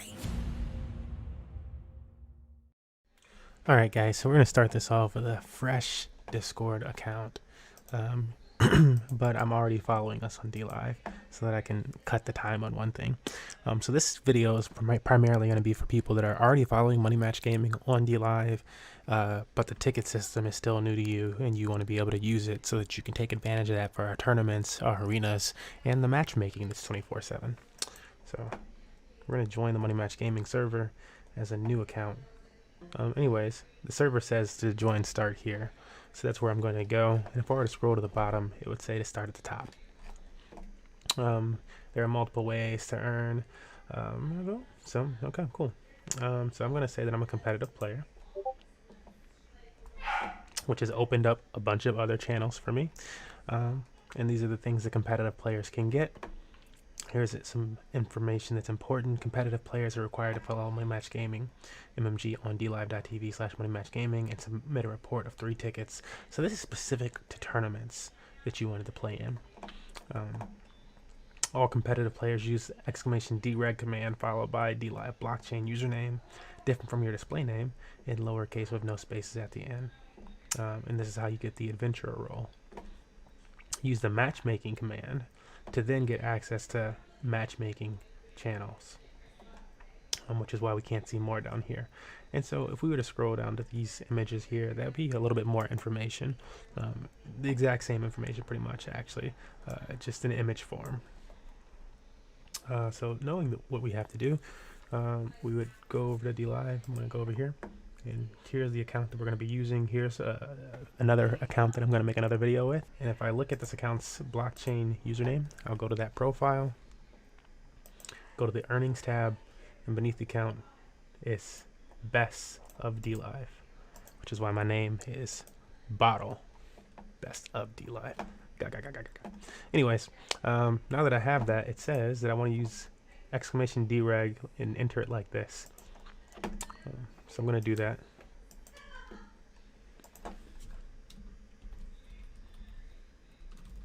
It's in lower. Yeah. Okay, we're gonna start with Morris versus FF Finisher for top 8. Congratulations to Morris making it as well. Here we go. Morris, first time we've seen on the stream today, but they are pretty much a regular to Money Match Gaming events. Usually plays very well, very consistently, as well with this Rob. I do believe they don't play very many other characters either. Wow, these setups are on point though so far. Dalto goes for the forwarder, just trying to edgeguard Falcon there. You can catch him with no jump before you can up B. You have to up B from a greater distance, which can be a great advantage to take advantage of. Ooh, up smash. Such a good empty landing there too, to mix it up and throw them off a bit.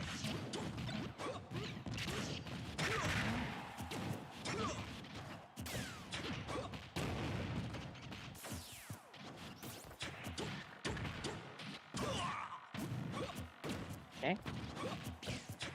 Just having, it looks like Finisher's just having a bit of trouble really getting in right now, just really closing in on where Morris is gonna be there. They tried to go for the air dodger, and they will actually pay for that with their life. Wow, very effective, efficient punishment finisher there. I like that.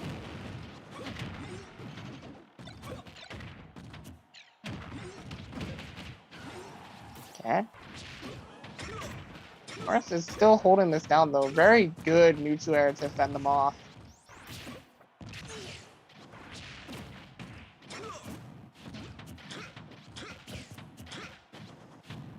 A lot of these openers right now from Finisher are just kind of missing the mark right now. It's making it a bit hard for them to build up damage here. Morris has been very consistent throughout this game so far by comparison. You can just really see the difference. The angle down forward tilt, creative, but really just optimal, honestly. Very smart to angle that down, force them out there and close it out with the gyro when they had no jump, and force the up B in that position. That's exactly what I mean right there, too. Falcon is so vulnerable without that double jump. Despite the fact that he can command grab you if you overextend off stage, with a character like Rob, you don't have to do that.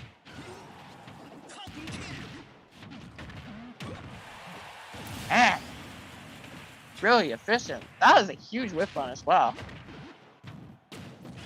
You know how quick forward air is. Like, if there's one thing that Finisher is really good at, it's these whip punishes. You're insane for trying to go for double knee in this game, though. But if you landed it, if they DI'd in, that was homie DI, honestly. Okay. Up B. Wow. Okay. Ran up with a call on them to shoot out the laser, though. That was clean. I'm genuinely shocked. That was very surprising. Really good comeback. You just got to make his sounds, bro. That's how you do Falco, bro. Falco punch. Hit him with the yes.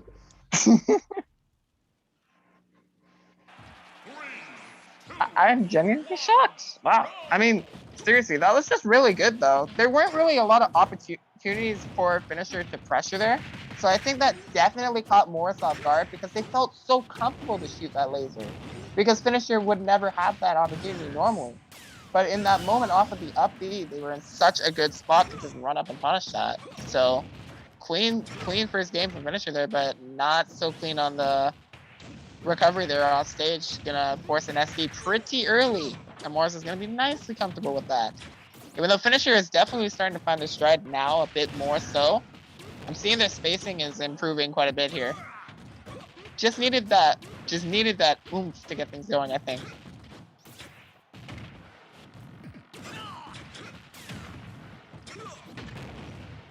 Okay, armor through that. Oh, what a generous hitbox. He did not need that buff. Oh, you're dead there. You know that was... Never mind.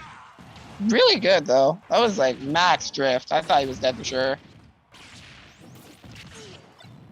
Okay, gyro here is going to be a very big nuisance. And Nuclear goes under the ledge too. But miss him attack on that up B, and the Finisher will get that stock off. Okay. Good tech from Morris there. Avoided a follow-up from that side B. Falcon kind of has to mix up more so if they get the side B near a platform there. Otherwise, they have pretty much a true combo into Nuclear up there, depending on the DI and their weight. I think on Rob it's a neutral normally, that's why they went for that there.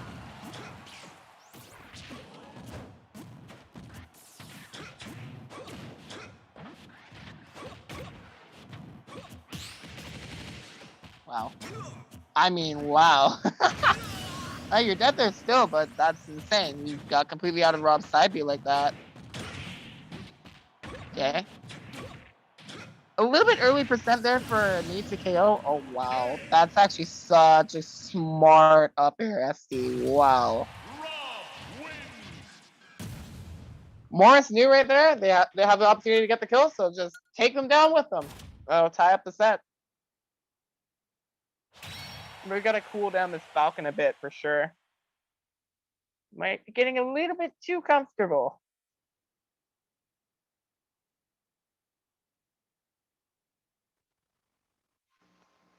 Yeah, see? Yeah. You got to add that at the end of that. It ought to be you.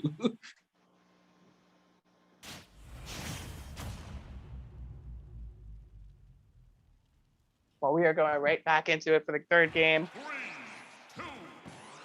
Real quick with it. Yo! I don't know. I love doing that. I got into a habit of doing that. I do that all the time now. Just for fun. Outside of commentary too. It's just fun to do. Yeah, absolutely. That's gotta be one of my favorite the in-game intro text things though. Back to it.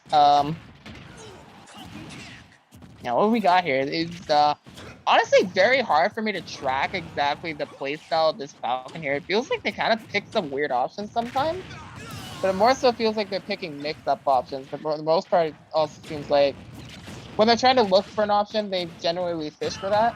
When they're at something like a disadvantage, they're very tactical. I feel like they're really good at mixing up and knowing how to save themselves for the most part. And they don't pick aggressive options too much either. That was like probably the first time I've seen them go for something like Falcon Kick to land with. Speaking of Falcon Kick, sets up for the edge guard there. That was a good idea to use that. Again, that's not an option they're using in neutral, but that was more so a whiff punish, which I think is a very good way to use that move. Otherwise, it's very punishable otherwise. Nope, the side B's not going to miss. This Falcon rides or dies on any combo opener they can find. Just kind of trying to look for them. Okay. A little bit of a follow-up there. Tried to call out a roll. Did not succeed. Missed the tech, and they're dead. Yeah. A little bit of momentum there, but Morris closing that off before they could get anything more going. Just a little bit more percent, though, and this Falcon should be able to take the stock here. Oh, tried to use the gyro to their advantage. Quite like that. Resource management. Gyro can be very strong for Falcon as a combo tool against Rob. Okay. Even with the sweet spot, not exactly very safe on the shield there. Gonna get punished. Up smash. That scoop is insane. Even it right back up. I don't know if that chip benefited them there. It made them whiff the forwarder because of the animation on that. But they were still kind of in a bad spot for a moment there. Okay. Around the gyro has to shield the laser, but the neutral is also coming. A lot to look out for right now if you're trying to close in on Rob. Wow. Just jump out of shield and get the grab there. You're absolutely insane. You're just nuts. Okay. Get him out of here! This Falcon is ratchet.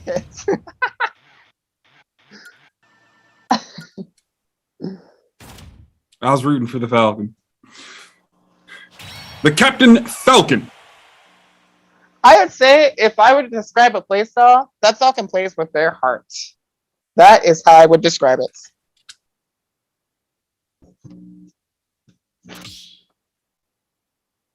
You just see that they kind of go with the flow of how they're feeling in their play.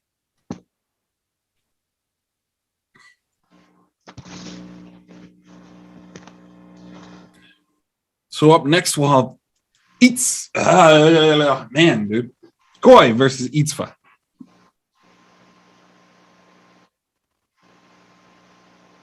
The best.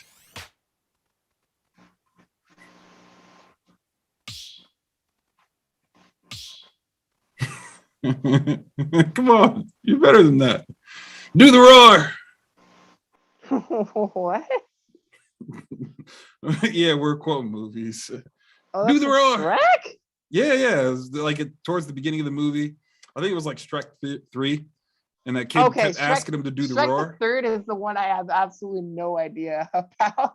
So at the beginning of the movie, this dude's chilling and like he's asking Shrek to do the roar, and he just the whole time he's like trying to entertain his kids and stuff, and they're all chilling, and then the kid just keeps walking up to him, do the roar, and he's like trying to entertain his kids at the same time. He's like, do the roar, and then he's like running around like fixing some other things, and the other kid walks up, do the roar, and then he like loses it and does the roar. But obviously it's funny because all the animations and all the things going on.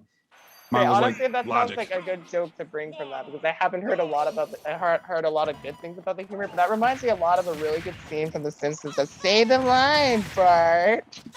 If anybody recognizes that from the episode where he says "I didn't do it" all the time, and they just, yeah, same concept, but it's like same concept. You can't logic it, but I mean I have to explain it. You don't know. I'm not even in any case. Yeah, Isma versus Koi. That's what's weird. Let's see. Got a little bit percent back with that Nosferatu, so that will help for sure. I really like for Robin here having tools to cover a lot of different angles when it comes to zoning options, and range in their aerials as well. See, one thing that I thought, when I thought that Meatbrar would do pretty well versus Duck Hunt, and I still do, I don't think that had any bearings on my thoughts on the matchup. But I think that by comparison, Robin has a lot more range to work with, so it's going to be a lot more difficult, exactly, for a Duck Hunt when they're trying to close in there. They don't have to commit as hard with their options. Gonna lose that stock though back to even pretty nicely there.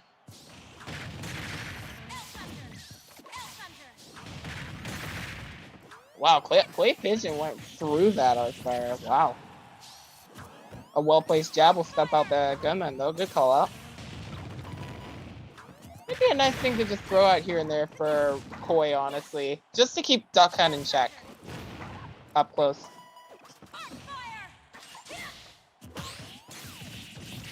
What options are better? Parry into jab is so smart. You're gonna knock away the Clay Pigeon.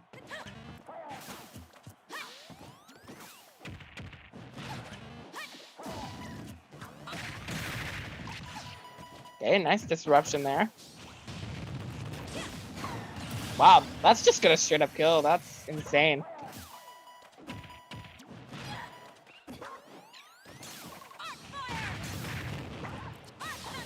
Okay, wow. Big damage. Just using that the Thunder to chant for the jump and just create further pressure to try to force an option out of that. It's kind of scary to deal with.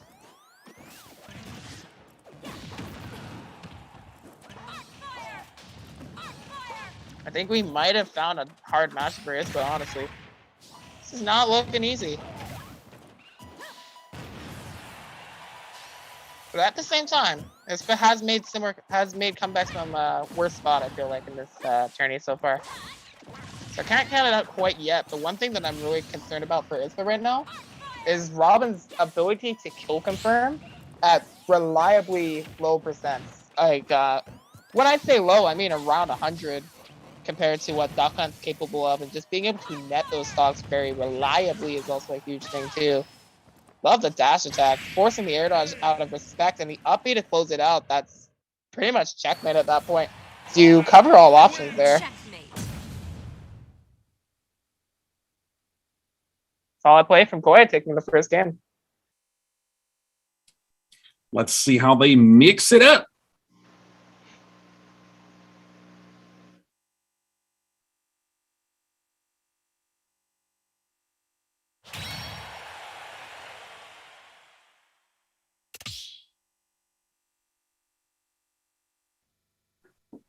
I think there are going to be no changes.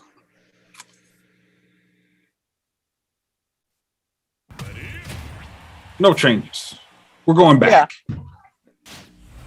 When I looked at Ispa's bracket run, they did bring out the Mewtwo in their very first game of the tourney, and that's the only game they lost in this tourney. So maybe they also might not be feeling as confident with the Mewtwo if they wanted to counterpick. This honestly would be a matchup I'd consider it in, but I wouldn't recommend it at the same time. So sticking with the Duck Hunt is probably the best thing that Ispa has right here. There we see. Nice follow up into the Nair there. To get a little bit more going.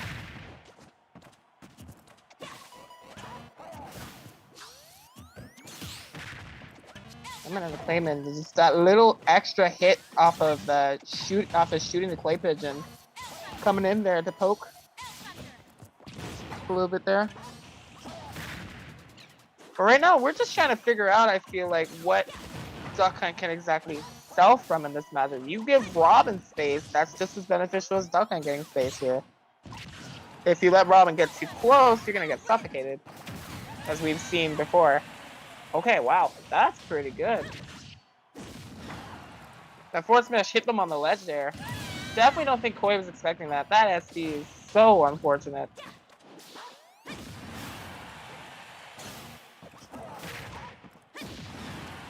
Pretty much just lost your stock and then SD'd immediately. Wow.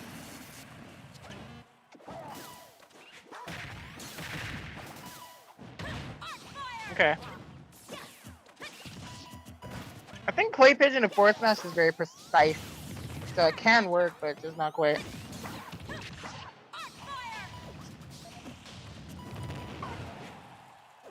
You can honestly see how Gunman works in and out of Duck Hunt's favor there with being able to block attacks.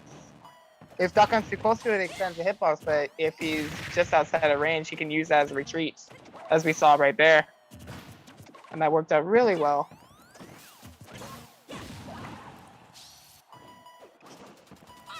Okay, got the can set up, air dodging past a little bit. I think that Ispa was aiming for the ledge there, but just went a little bit too high, but using that air dodge was able to mix it up where I wasn't ready for that. Just a forwarder, it's not enough to get the kill. Drops a can on them, and the little hitbox of the can at the very least knocks them away, while still having the can active to create extra pressure to watch out for the explosion. Dash attack? Nope. I don't think that really works there. Wow. Again, Koi just knows the real option to punish that uppy is just use Elwyn there, because you can get that spike so efficiently from the top. Duckin can't defend himself in that position. And Ispa had the can ready. They were just a few frames sooner with being able to time that can. That would have worked much more in their favor to prevent that entirely. And they might have been able to reverse the situation too with their stock still intact. You never really know. They would have been able to grab the ledge, and Robin's recovery is pretty susceptible too.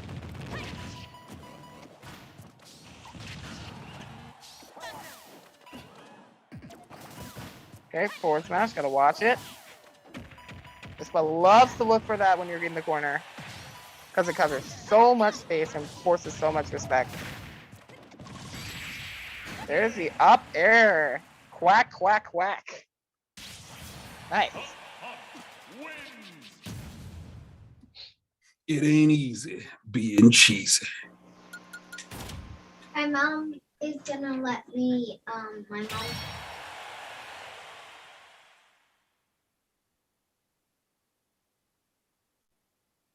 You know, all things considered, though, I think that matchup ended up going to last stock there, so if I remember that correctly,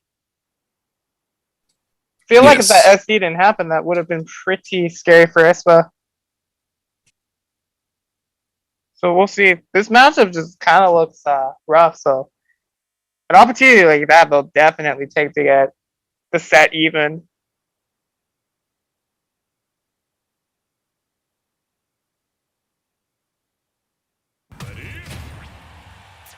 The run back Mm-hmm. of a run back. Just gonna gentleman to it.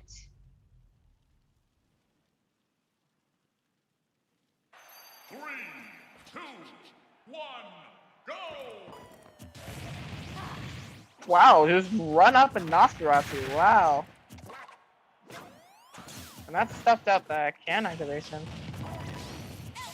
I like the choice of that there, because if you're going to pressure Duck Hunt with anything, a grab is good there. Because you're not going to trade with the can with an attack hitbox instead.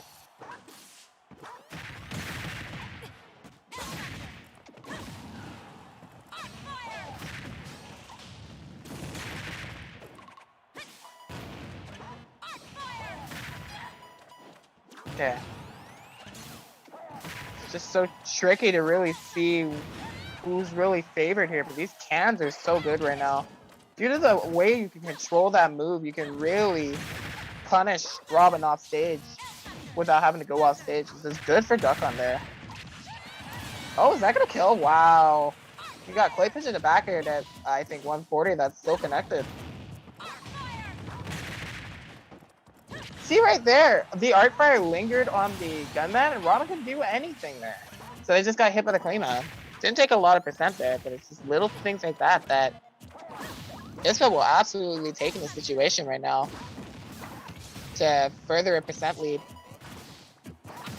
And as long as Robin can't fire off that Arc Fire, that helps a lot too. Because that takes away a pressure tool that's otherwise pretty solid. Okay, Clay Pitch in the back air again. Gunman! Nice setup there. Okay, they're gonna get up and jump there because they don't want to get caught in the need to get up position. If this catches the timing, they will die there.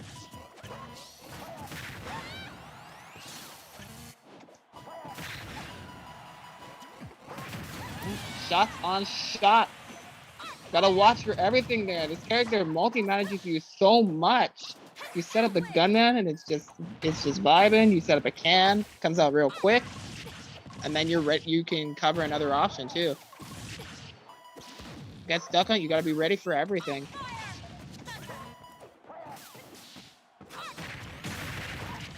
Okay, wow, Ispa is really taking advantage of this too. Force the jump from Koi there.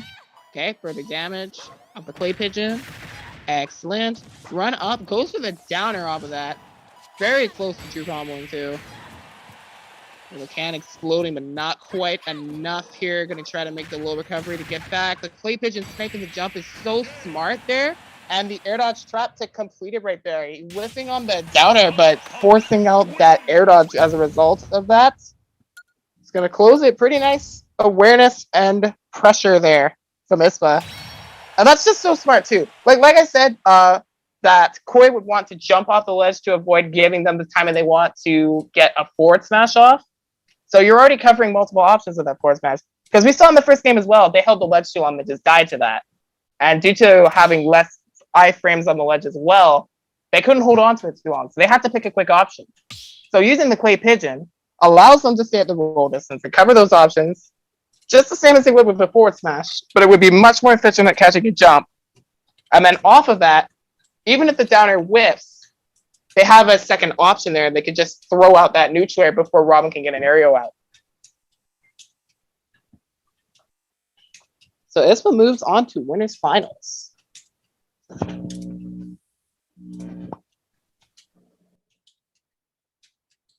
Clean, the cleanest. Up next, we're gonna have Ispa versus Morris. Yes, we will.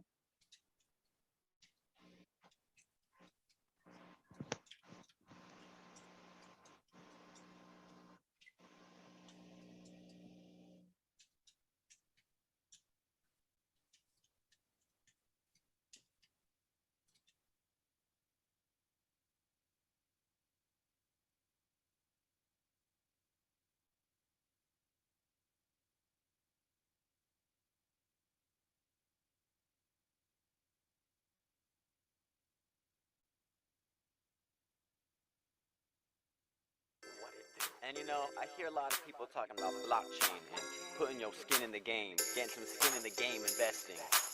But Wax.io is actually putting skins in the game. What you know about that? We have one small bracket update. Congratulations to Ace Money making it into top 8 losers.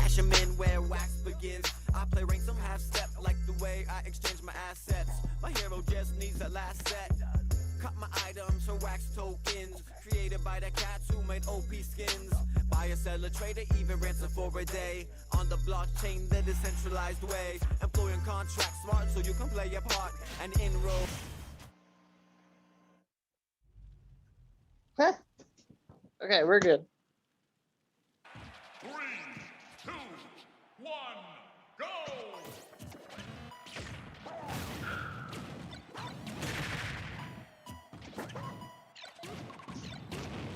Okay, Ispa versus Morris here.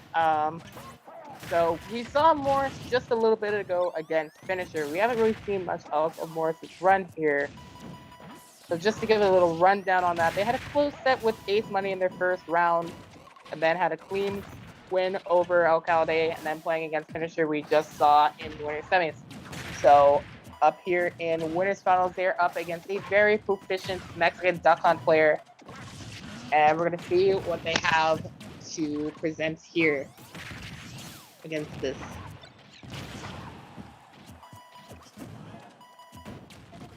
And the thing with Ispa is this player forces you to learn this matchup. Because they are a very effective player with this character. And they're able to really use a lot of tools that you otherwise wouldn't see. Wow. That was a little bit of a switcheroo, wasn't it? I think Ispa thought they were still on stage, and they thought they were, like, they didn't see what character they were in that instance, and they thought they were still on stage. They jumped back, because I think they wanted to try and go out and edge guard just in case, because they know that Rob is heavy. Could be the case. But, wow, early death there. Because they otherwise would have lived that. Disgusting. The can extended the forward smash hitbox, that's funny. Caught them on the ledge. Only a 60% deficit right now for Ispa here. Isn't too bad.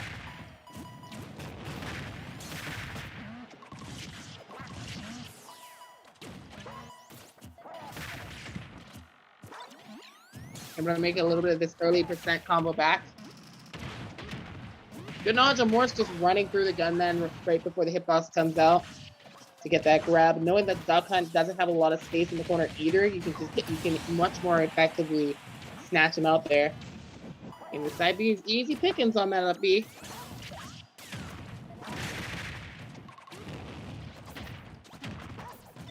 Okay, with the up tilt, gets the quarter off.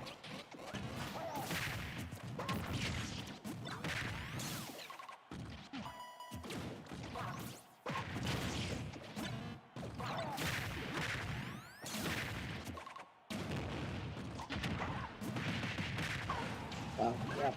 Really good bread and butter there. Tried to burner boost that up there to add extra pressure. Good fastball on his part right there to not allow that. If Morris read a double jump from his there, that might have actually set up for an early kill too. Gotta keep all that in mind. Really tough angle to get around there, but Ispa makes it work. Using the platform to try to get back, but can floating on them to knock them away, get a little bit of space. Trying to land back at the corner just a little bit too early. The side B will catch, and Morris will take game number 1.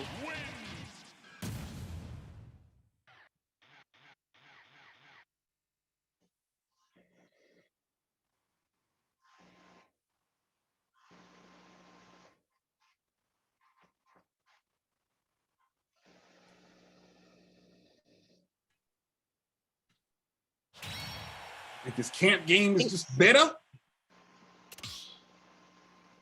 I think so.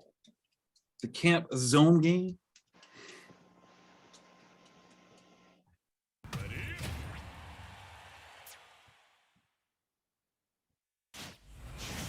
Remember, this is a best of 5.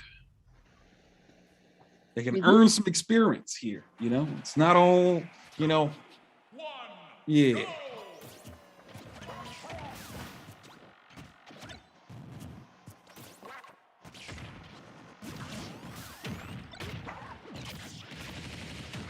Wow, what an opener. You're just dead. 0 to death from Morris. Always gotta watch out for that versus Rob. If he gets those opportunities, he can get a lot of mileage off. And that's not the best, not the greatest start for Ispa there. He's like trying to like calmly try to find a way back, but Rob just does not make this matchup easy. Saw it earlier from Frog too. That matchup was definitely a comeback factor that Ispa would have to make to win that. But here against Morris, it's just, you see somebody who's so much more experienced and consistent with Rob here, and just consistently bringing this out in tournament, knows their punish game really well. You can see they have a lot of lab setups too. So that proficiency is going to be a lot harder to bounce back against, and they already have a bit of a lead there.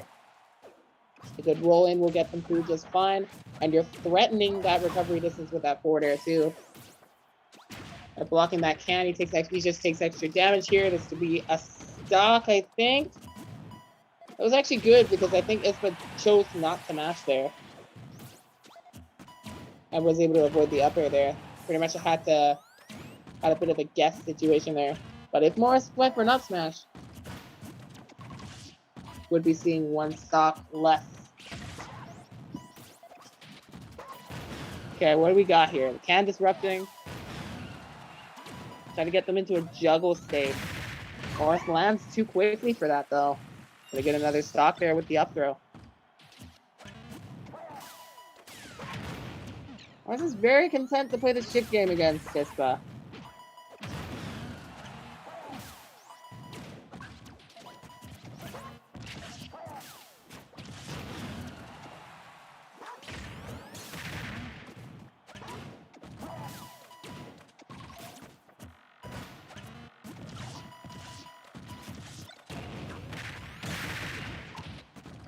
No, not quite. I think the platform disrupted the opportunity there for Ispa to get the stock. Morris has got gyro control, reversing the neutral to catch that roll, and then reading the double jump. What a sequence right there. That was the setup for the kill. Wow. Free stock coming out for Morris, taking game 2, and now up 2-0. His back's against the wall.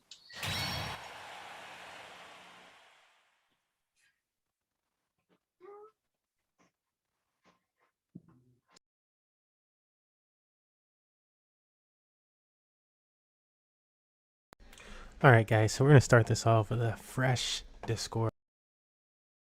Enough power? Is that enough strength? We haven't seen it. But nah, they're just gonna run it all back.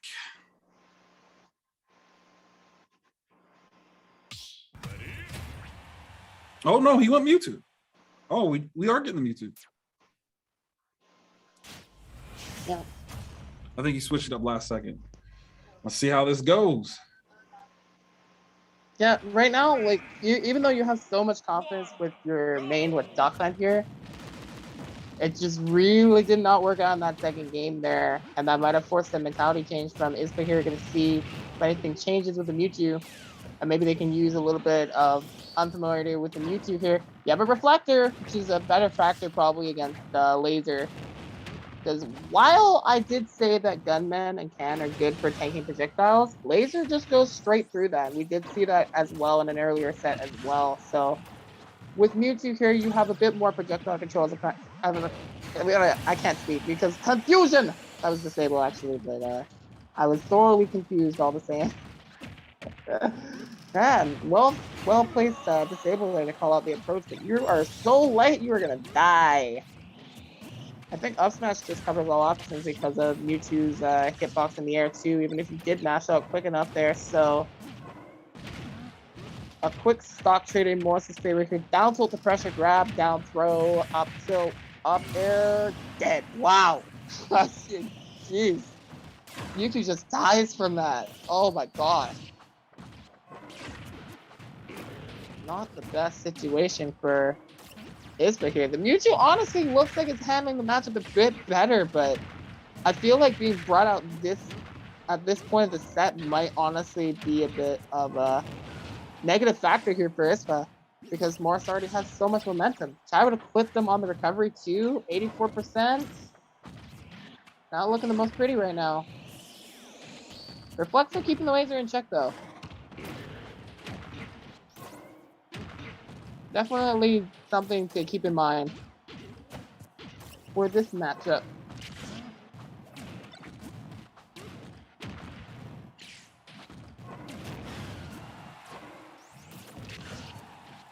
Okay, good catch on the Shadow Ball there. Morris trying to close it out with side B.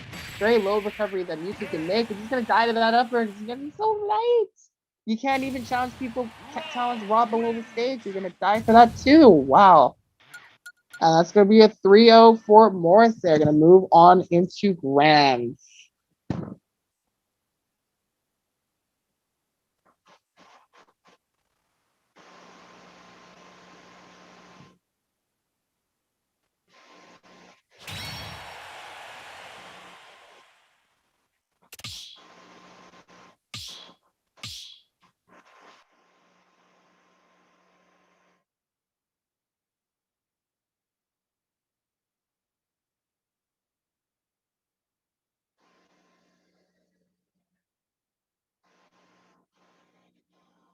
Oh, I'm muted. My bad. Yeah, I was like, yeah. We might have Koi versus Alcoid. Koi stepped away. So we'll be able to grab him if they come back and see it and don't just start the match.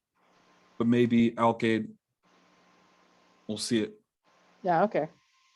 You don't know with these things though. If not, Izzy and Frog already started. See you. Yeah, he made it. Damn. Yeast. Damn.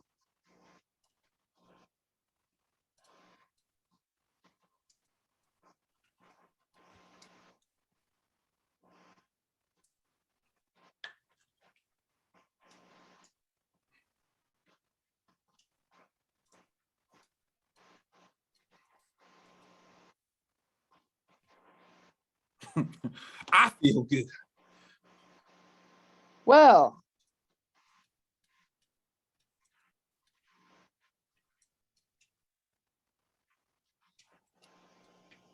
so we will be able to get Koi versus Alcade. Alcade responded, so we'll get that going. It's I been wanted pretty. to say good stuff to Izzy, making it into Losers Top 8, and Okabe as well. I gotta say, this is like the fewest DQs I think we've ever had.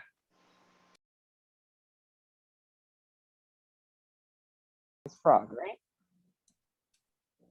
Izzy fought on the top, so he fought Yeast. Yes, I know. I was asking if they were fighting Frog now. Yeah, Yeah, he's fighting Frog now. Yeah, okay. They were already in the match. Sorry. I misunderstood. Yep. By the time Itzfa and Morse were over, they already started the match. So I didn't even ask. Mm-hmm.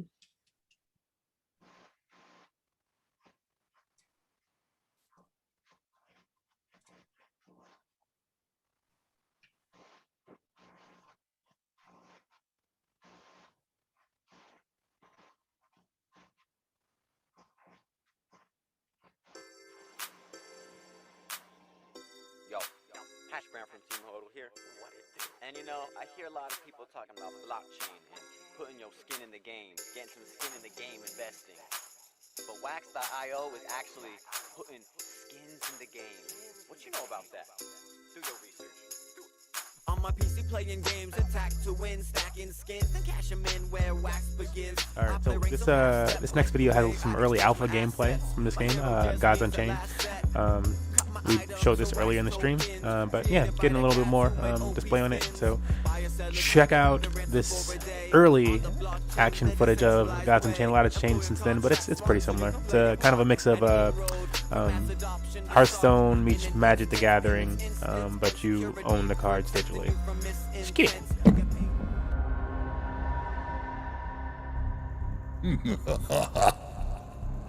Blood, gore, bone, tears. These are the only currencies I accept for debts owed.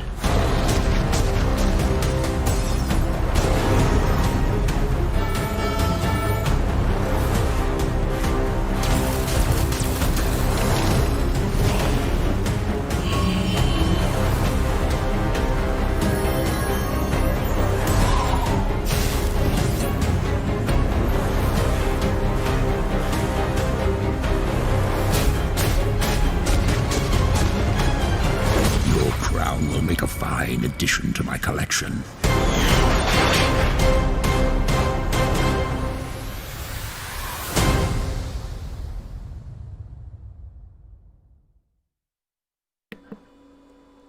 All right, so that was Gods Unchained. That is a free-to-play game. Again, all the games that we're showing on stream today are all free-to-play blockchain games. None of them cost monies to play. Yeah, we find them to be pretty dope games. Otherwise, we would not be sharing them. They all offer wonderful earnings opportunities, as well as I actually find the ones that we're sharing to be fun. I don't really do stuff if it's not actually fun. So what's the point? What's the point?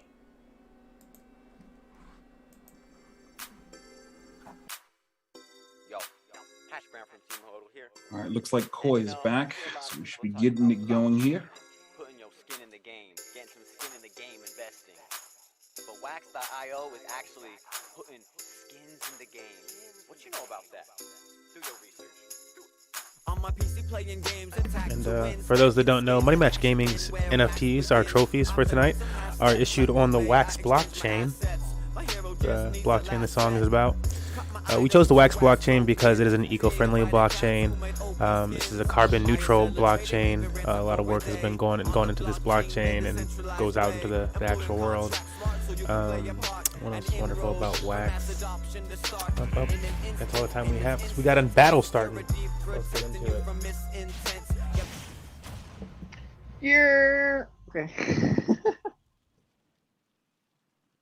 Okay, Akabe coming back up against Koi. We're gonna see Falco versus Robin.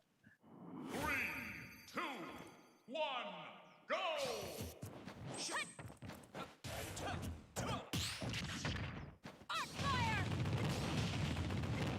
I got the approach there. Oh, that's actually just okay. Koi is really on point with landing Nosferatus. I noticed I didn't really comment on it much on the winner set, but they were getting that a lot too. But in this case, just finishing the combo with Nosferatu. I think what they're trying to do actually with that Nosferatu, nice that early kill, by the way. But not to interrupt there. I think what they're trying to do with using up Nosferatu there is so they can get the Nosferatu book as early as possible, because it's a very strong option to do damage with and set up the kills. Speaking of, that was really good resource use. They recaught the book there from, I think, Arcfire, because I think it's that red book there. They just threw it up off of the follow-up there, get extra damage really nicely there. Okay, cover the roll here.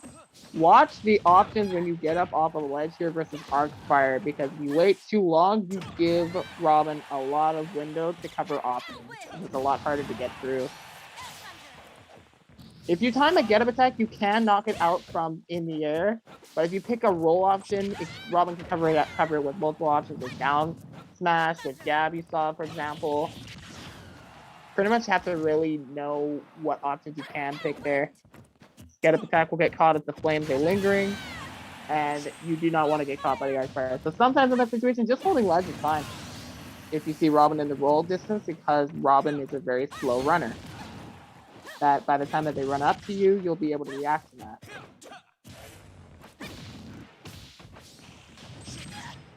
So right now, things are looking pretty good for Koi. Alcalde could close this out here, looking for a setup for a back air. Alcalde is looking pretty good here. Tried to Z-drop the book, but it landed on the platform, so that is no longer in play there until they get another one. Oh, big punish. Yep, forward smash. Going for the 2-frame. If that down smash connected, that would have been the game right then and there. Wow. That timing. I would not have expected that option to still be covered with just thunder.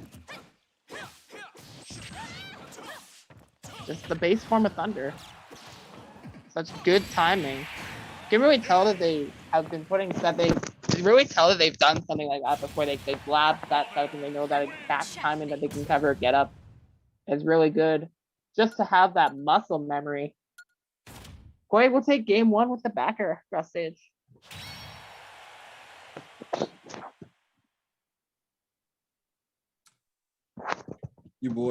Our boy Izzy is out here killing 1-on-1 with Frog. Fam, I was just over here containing the geek within my body. You know what I'm saying? I was out here punching at my chest and stuff like that. Let me out. Let me out. Let me shout something for Izzy. He said, I can do it. Believe. Some song that we can't sing today. He's on. Yeah, like that. Oh, he might meet his nemesis. Da-da. The boy finisher put him in the losers. 3, 2, 1, go!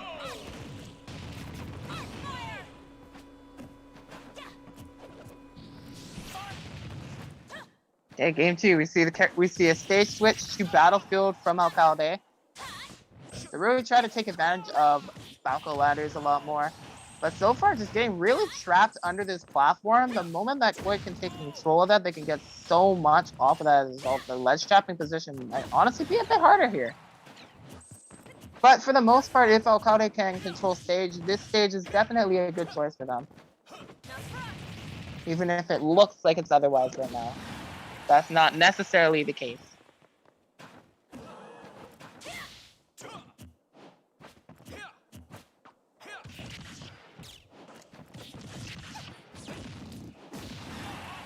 Okay. Just very little things right now. Not picking up on a big punish here. Arcfire into dash attack from Koi gonna kill pretty nicely.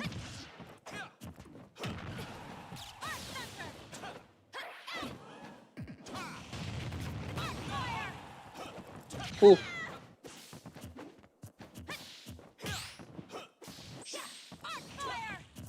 Koi leaves no spells unwasted.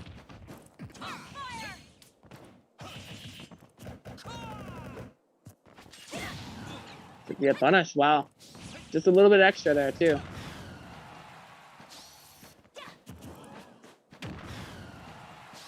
I don't think they had the exact distance that they could forward smash out of shield like they did in the past game there, so they waited instead to do a down smash to punish the spot dodge. I think did about the same punish. But by punishing the spot dodge, you force the opponent to panic a bit more in that situation. Or if they mess up, they're gonna feel like, oh no, I might die here. I thought that shield broke. That was actually just the spark animation from the down smash electricity property. There's a forwarder scouting the jump. Koi has a full stock lead.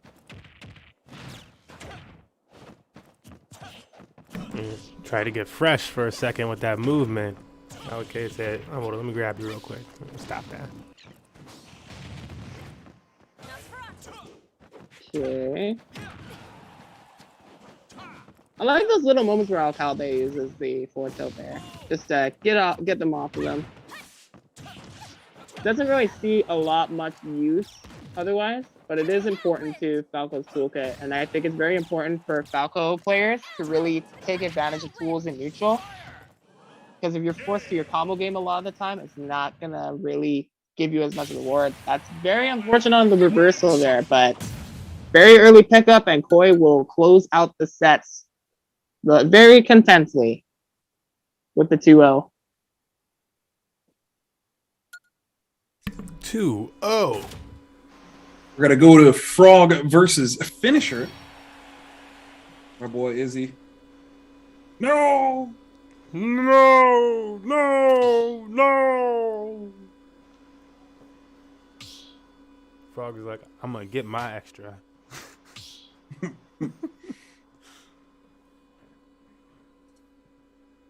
Welcome back to the stream. It's always I always appreciate when people make it back to the stream, especially if you lose on winner's side though.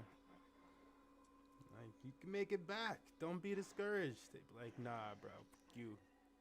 And I got shit in the oven already. You know what I'm saying? I gotta go. Like the oven takes many gamers away.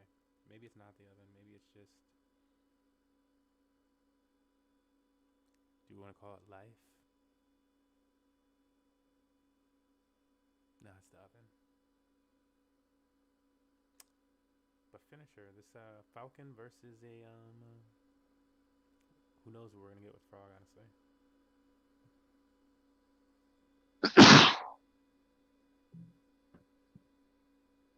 That is indeed a very relevant statement there. That we don't really exactly know what we're going to get from Frog. Because if you want to take a look at their bracket run, in every set they played a completely different character. We saw winners, we saw Joker and Rob. In their first set of losers, they played Lucario. The match after that against Chessboard, they played Young Link and Link. They played Diddy Kong, they played Donkey Kong and Sonic versus Izzy. So we're going to get Zelda, of course. Yes, that was exactly what I was thinking. Las Vegas, you see, I think there's a few Zeldas in Las Vegas. Most notably, though, in Vegas, there is Ven. So, comes to a little bit of Zelda player knowledge there. Ven's pretty solid. Almost beat MP Leo one time.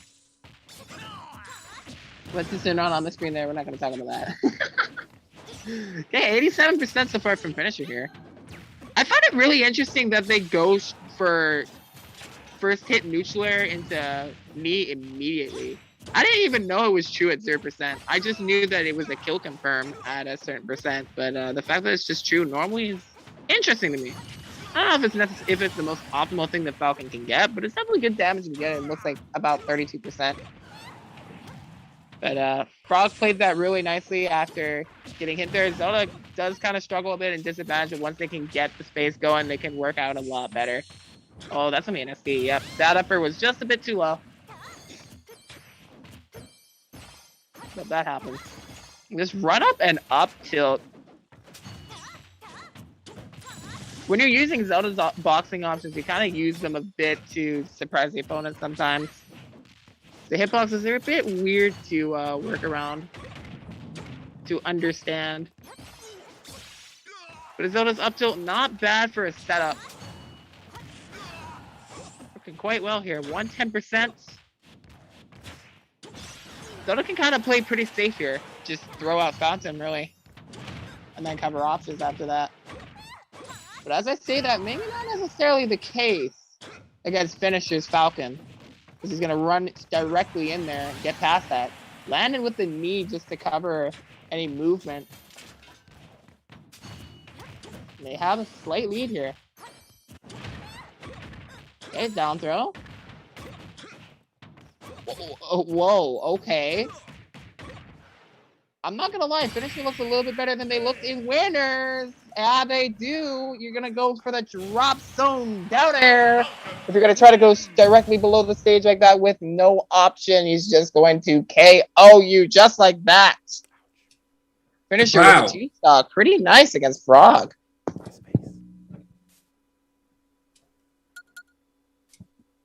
Yo, fight, go on. What do you do?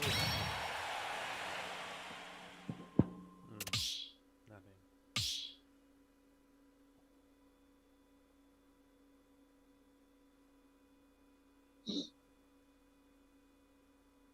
That was kind of fire. That was a little fire. Okay. Yeah, just a little simple stuff there. Use the jab to knock them off the stage and just wait for their option and down air. But when they did you see like what they tried to do before that though? They tried to hit first hit neutral air into first hit neutral air up tilt. Now what Falcon does that? That's actually insane. Double Captain Falcons. They were feeling really confident in their move choices, which is really what got me hyped towards the end of that battle. I was like, wow, you're just feeling confident. You're like, doing some stuff, doing what you want to do right now. Okay. Let's see what we got. Oh, no, you didn't. The ultimate insults. Yeah, that's what I'm saying. Frog is going for the Falcon Ditto. Let me show you something. Let me show you something real quick. Yeah. Big true. Let me show you something. Big and true. But yeah, no, I think that's just another really good example that I think I described this Falcon player quite well, honestly, with Finisher. Go with the flow. That's their playstyle. Yeah, I They like kind of that. just go with stuff. I didn't see them go for a lot of grabs in Winter's Side, but against Frog, they were so confident to just go for that, and it worked really well. Yeah, I started this off with some confidence throughout the taunt at the beginning of this. Partially, somebody chose your character. I feel it. Yeah, but we got the homie set, the Falcon Ditto. As I would say, it's like, this is the homie matchup. This is like you playing with your bro that just really loves fast-paced gameplay. You're both playing Falcon. You're just having a good time, basically. Even like you can't go wrong with going Falcon against Falcon. Honestly, it's more of an insult that like you lose to Sonic, you kind of pick Sonic. Now that's an insult. You don't do that. But Falcon Ditto. That's kind of hype, not gonna lie. I gotta give him a little bit of I don't know. Anybody choosing my character got me rubbing my knuckles. I mean, Finisher's got something to say right now. He's gotta finish, as we say. Gotta finish the set right now. He's up 1. Reverse upper is gonna put Frog in a bad position. Love the low recovery there. Still using the resources really well, but Finisher closes it out with that back air as Frog misses that set, and Finisher takes the first stop. 16% right there from that one little opening. Coming off with the neutral off the ledge, up air, side B. Oh, love the reset option there. More percent. Finisher is at home in this Ditto. Taking full advantage. Come While on! they're on the recovery. They're on the recovery, they're like, why not get a stock here? No, I can get a stock here. Let me get a stock here. Why not? Let me take a stock real quick. And now Frog's at 56% on their last stock, and Finisher on this fresh stock here. Frog has to really capitalize off their combo game here to bring this back against Finisher, who is looking so confident. Not bad at all. In the Falcon Ditto, just getting one opening can lead to so much percent here. And in all honesty, anything can really happen here.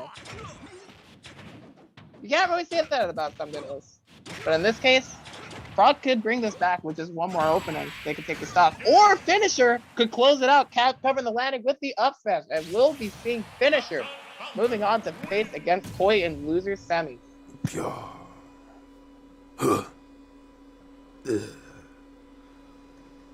GG. GG.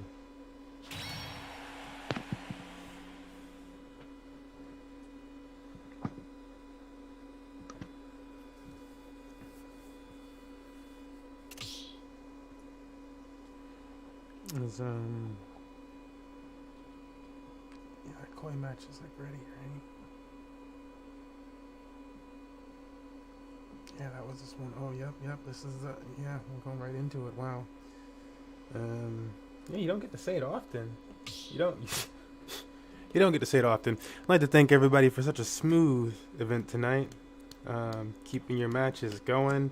I feel like you guys were like, y'all gonna show all top 8. Oh well, then let's run this bracket smooth as hell. Yeah, get the grease out.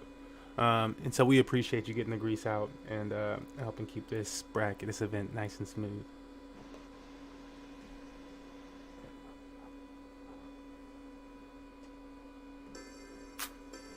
And I switch that song out. Can't switch that song out.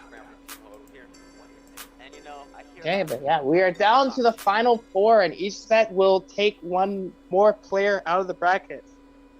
So up next, we have Koi up against Finisher. Ugh.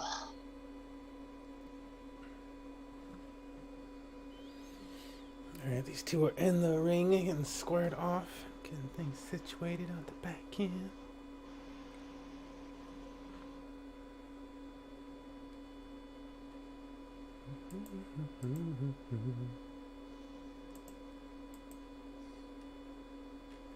We might have our first person claiming their rewards for holding their gold trophy NFT. Oh Frog hit me up. Yeah. Froggle, yeah, that's right. Got that top 8.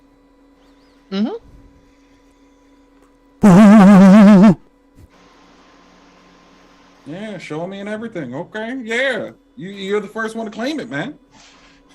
Yeah, it was like, for a long time, like, what should we do with these other golds? I'm like, I mean, if they're not going to claim the gold, we should, they didn't claim it. I don't know why they didn't, but, if you play, and you just want more when you play, you should probably claim it. But if you don't, then you don't. That boy said, Frog, say, I want the 5 and E. Yee. They switched it to Wax. And it was at a wonderful time, too. Like, a few days later, Wax went on, like, a massive run. It went all the way up to, like, close to $1. So it was like a 50% increase or something like that in what they got. Very nice. Back to it. Anyways, back to the match. Back to the match. Excuse me. No respect for Robin Therios at all. Just gonna go straight for the knee. And check the soft for it too, gotta say.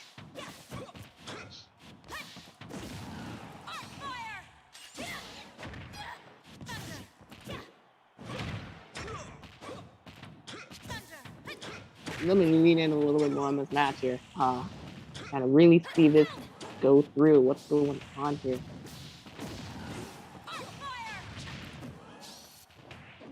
Finisher taking that first stock early. He hits you with a lot of surprise stuff that you're not expecting for early KOs, and that just works really well for their playstyle.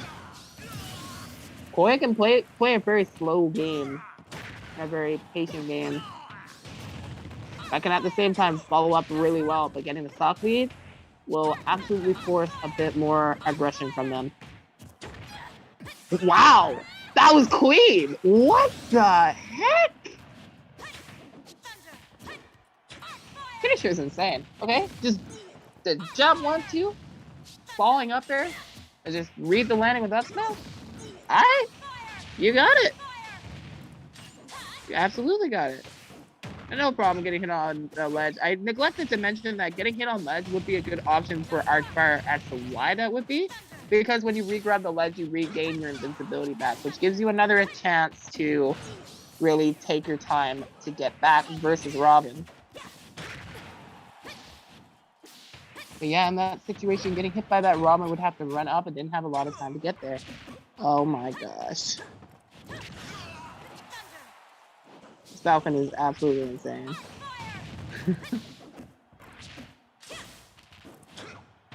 Okay.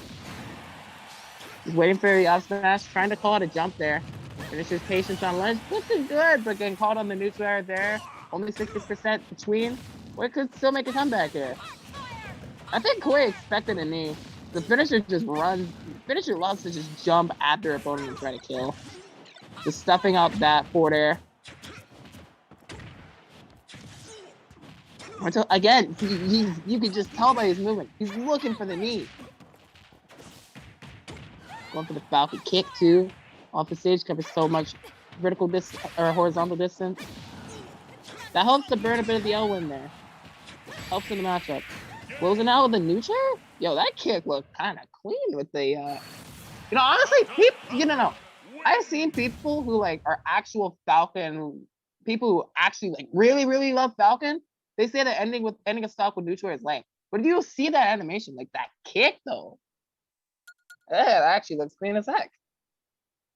I don't understand people. But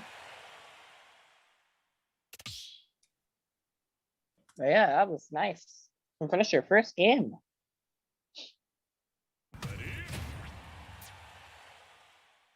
But it's honestly a bit of an adjustment too, for the amount of times that they tried to go for knee and it was stuffed out. If they went for the neutral, they could cover more space and trade a little bit better with a quicker move. So that's just smart, honestly. Opening with the Falcon kick. That's funny. This Falcon is very much not like the typical Wi-Fi Falcon that just kind of throws out side B and down B a lot. That is for sure. Very surprising playstyle, but a pretty good one still. It's very, very read-based. Wow! What are you trying to do? He threw that book in the middle of the combo. He was trying to end Robin there.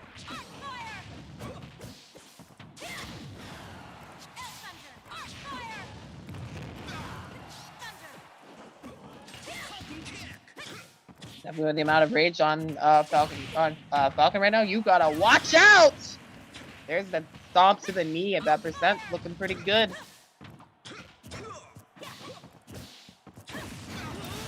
Hey, up air.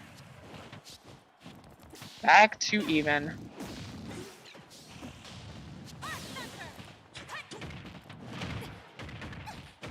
Okay, good combo here. Should be a good percent. Reads the air dodge, even more percent. Could be a stock. Watch your option. Can't panic against Falcon. You see how Finisher was just waiting there. Mad lad. He ran from the red part of that Pokeball all the way off the stage to just go for a fastball down air. Absolute mad lad. Oh, no way! That sword broke the moment that they tried to buffer the double jump right after going for the downers. The SDs there. So funny looking, honestly. But it's back to even with that up smash. And Finisher, confident here. Yep, there's the read. Knows that Koi's gonna panic here. Koi gonna mix it up with that double jump and go back to the ledge to get out of that juggle state. But back into the throw, into the loving arms of Captain Falcon. There's another grab. Up air, watch for the knee. Air dodge trap. Okay, Falcon dive, mixing it up just in case they pick shield there. Kind of feel inclined to shield against Falcon when he gets that close to you too. So Falcon dive is just such a great answer for that. Watch it though. If you miss Falcon dive trying to grab somebody on the platform, that's a lot of legs. That panic roll off the ledge gonna get called by the down smash. And Koi evens up the set 1-1. I honestly really thought, based off of the momentum in that set, that it was much more in the favor of Finisher. But I could see that they had just as much of a human conscious as Koi did with their options and disadvantage, and just picking a panic option left them very vulnerable there. A little bit of nerves coming in there, play there. Happens.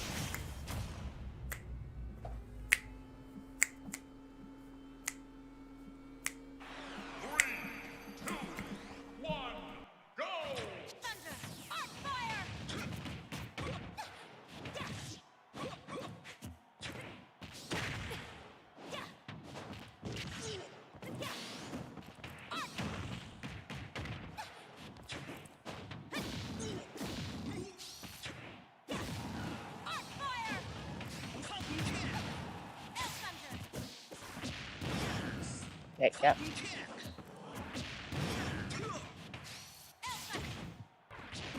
The one hit of the neutral, I think if both hits connected there, that would have killed. Oh, down tilt? Wow. Low profiling right underneath the arc fire. Almost set up for an edge guard, but not quite the position that Falcon needed. Okay. Maybe see that stop soon. There's a ledge trap. I think it was a little bit too slow to get the roll there. That might have also been a misinput. One thing that I see calculated Falcon play when it comes to ledge trapping is reacting to your ledge get up option with Falcon dive. You have so much control over what you do with that move. Okay. Might have waited a little bit too late for that Falcon dive before the opportunity needed to reversal that situation and take out the stock. What I really like from finishers' play is when they don't hesitate and they just charge right on in. So I feel like I want to continue to see that. In situations like that, it kind of gives the opponent time to think. Whereas finisher could otherwise smother. Down tilt's not going to work from that distance there. So I'm mixing up the spacing on that arc fire threw him off. Okay, you have no arc thunder right now. That's okay. You're gonna get all your resources back now that the dash attack has come through, the body blow.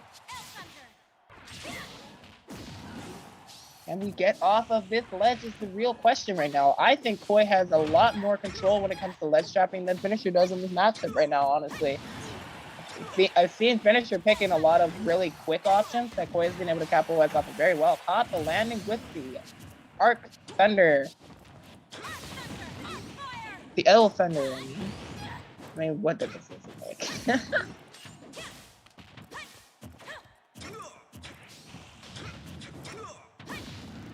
Thunder Charge 2. We'll just say that. I'm a bit tired today, as you probably know. Anyways, wow, that's ridiculous. Due to the timing on that sword hit, that almost comboed into the arc fire, and if that did that, Boy might have been able to seal the stock right then and there. Okay, but big punish off the falling neutral right there. So that's some pretty good percent. Forward tilt, gets to the corner. Okay. Nothing there. Oh, just a little bit too close up with the first hit on that neutral there. I think the knee would have connected. They had a little bit more space off of that. Reverse neutral, or a reverse knee, why not? Okay, this is doable, but will I say that it can be done? We'll see in the next 3 seconds, honestly. Okay, got out the ledge there, got the grab. Definitely read the air dodge there. Just did the downer a little too soon. Oh, that's it. Yep, get up attack. Again, like I said before, the arc fire is lingering on the ledge. You cannot get up attack there because the invincibility will run out before that arc fire does. Boy sits up 2-1. Smash. 2-1 victory. That should mark the end, as today the only top prize is first place. I believe I set it up that way. Okay. Just in case anybody's wondering. Although, as we mentioned before, Frog did claim a trophy, which earns him rewards, so he did make top 8. And so he still will collect. He will collect! See. Yeah, so trophy breakdown is currently we're just releasing our gold NFT trophies. Those gold NFT trophies do include a $5 bonus unlock, so you can unlock $5 to your own individual prize pool upon a top 8 placement or better. And so that is for players. The only way to get that gold NFT trophy would be, of course, to get it from a player who's already won an event or having already won an event yourself. Yeah. Yeah, that's how it works. Okay.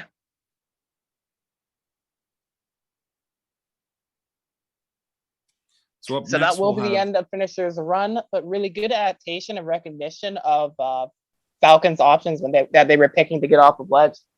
Like, you would see how they would use Arcfire at first to scout out options, and whether it was hitting or not, later on they could use a lot of mix-ups and they could condition their opponent to feel comfortable to get up quickly, or uncomfortable rather to be on the ledge. I think that's a better statement to make, honestly. Finisher was very uncomfortable on the ledge in a lot of situations, and Koi capitalized a lot off of that without having to just use arc fire, but instead getting much better punishes.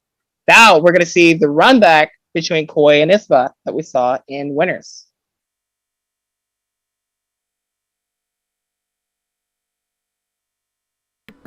Dun, dun. Winner has to go face that Rob guy. The Rob guy. The scary Rob guy. That's so scary. It's got the gyros. And it's got the quick deaths. It's made of steel. Steel! Shoots lasers. Yeah. Spins tops. Say it. Say it. Vampire.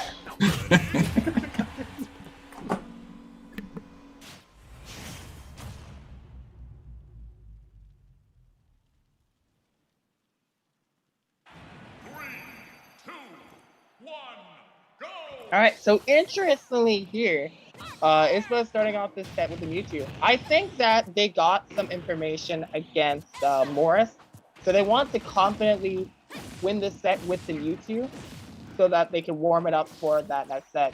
Honestly, it might just feel like they haven't had as much time to put in on the Mewtwo compared to the Duck Hunt, which has been much more successful against a lot of their other opponents. So we'll see in this matchup here.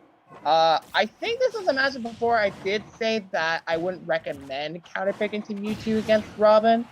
Due to the lightweight, you would die very early to a lot of their kill setups. It's kind of scary. So we'll really see here. It does look like with the tools that Isba has at their disposal, that can definitely still work out in their favor. Because you have that reflector there to send back projectiles. In fact, opening the match with 26% on a reflected arc fire was pretty good, all things considered. See a grab here. Does uphill kill here? Yeah, absolutely. You have a bit of rage on you too, so no problem.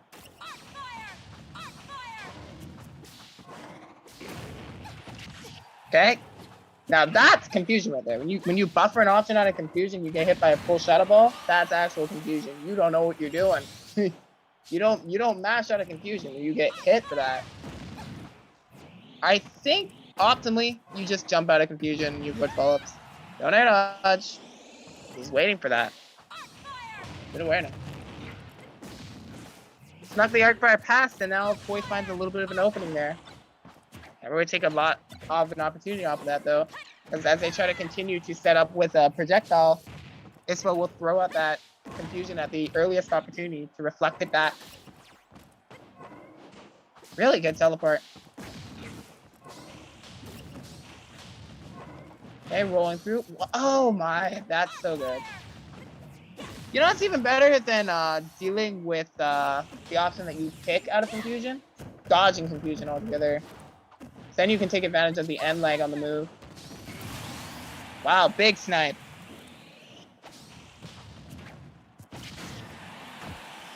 Back to even. Just needed that one hit. The Shadow Claw finds his mark. That's when you just be like, it wasn't as sexy though. My move was better.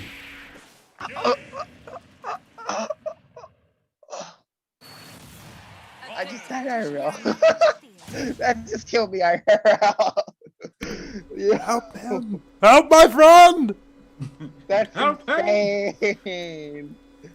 Oh my god, you don't even need the extra follow-up. See, the thing is, I have seen that before on other characters, but on Mewtwo, you don't even need the follow-up after the second neutral air, which you would do, like, you do neutral air, jump neutral air, I think you do a forward air after to finish. But the second neutral air just kills. Yeah. That's crazy. That was so. It seemed like early. Actually, I had to look at the percentage. It was like 40%. Yeah, it was early. Okay. It was like 40%. Yeah. That combo is true at earlier percent on any character, but I don't think it usually kills. I did do a little switch up. That was just really quick. I think it kills if you follow up off it, but the second neutral usually never kills. That's crazy. Maybe we're going all PS2. Is that yeah, maybe. Unfortunately, the Mewtwo not working out for Ispa, so gonna switch to the Duck Hunt and just try to win instead. And not looking too bad for the start though. 74% unanswered, pretty good. All things considered. Yeah, got the jump out of shield too. Clay pigeon lasts for a very long time, especially if you delay when you shoot it, because Duck Hunt does have a bit of control on that.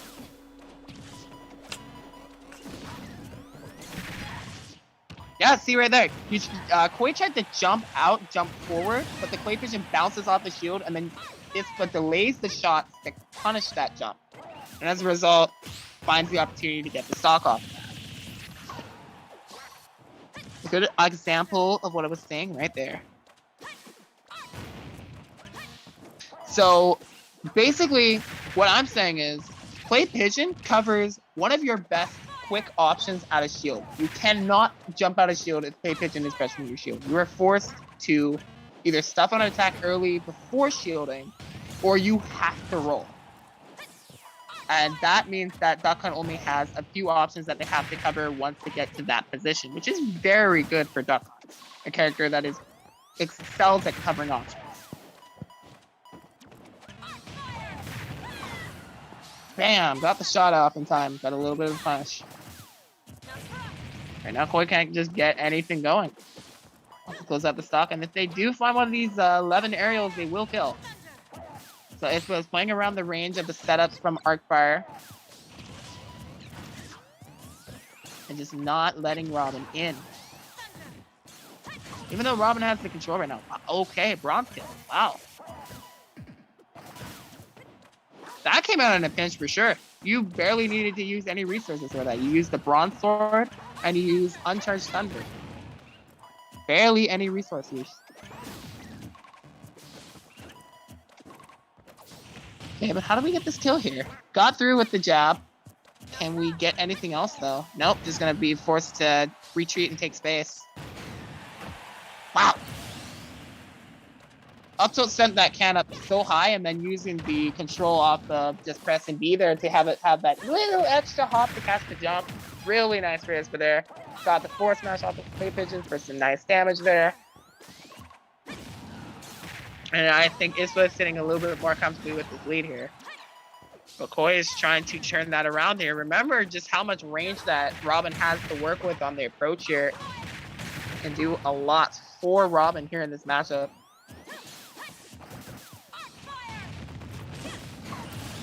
Yeah, Arcfire 2 up smash. The kill confirmed coming out. How scary is this in reality though? So taking as much percent before getting hit is going to be a big thing right now. Just once Robin gets in, they're going to get a good bit of damage, but they're not even going to get in. They're not going to have the chance. That forward smash calling out the panic. So a really good time to use that there to cover the spot dodge. Ispa tying up the set with the Duck Hunt switch.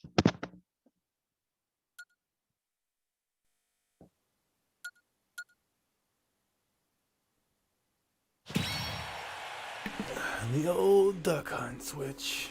You had to resort to that. Good old Duck Hunt switch. Shoulda saw it. Shoulda known. You rascal. What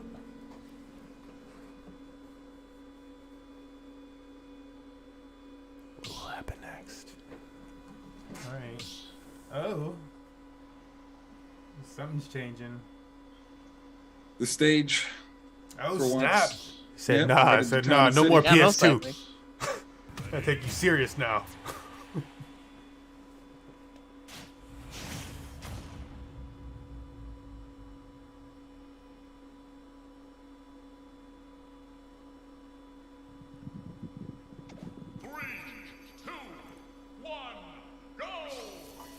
To Town and City we go for game 3.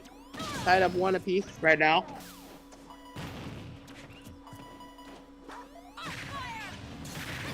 I feel like I expect just a bit of a slower game plan from Koi here, honestly. Just take advantage of the bigger stage here, what we have with... And already... Oh, you're dead. I was about to mention it, and the situation presented itself. Earlier kills off the side. That Uther is most definitely going to kill with that blast zone. That is what you want against Duck Hunt, a character that has very little defense against something like that.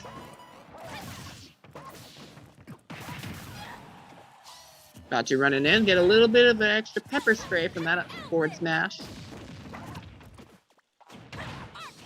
Wow, love the weight. Okay, caught the jump off the platform with the forward air. That neutral air going both ways caught the drift in off of that air dodge.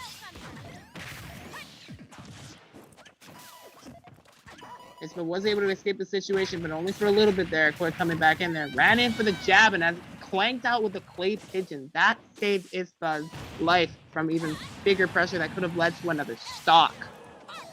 And to Koi's stock as a result of the process. But running out with the neutral air again. You can't set up low with the can there. Even though you would like to try to defend yourself, that's getting covered too.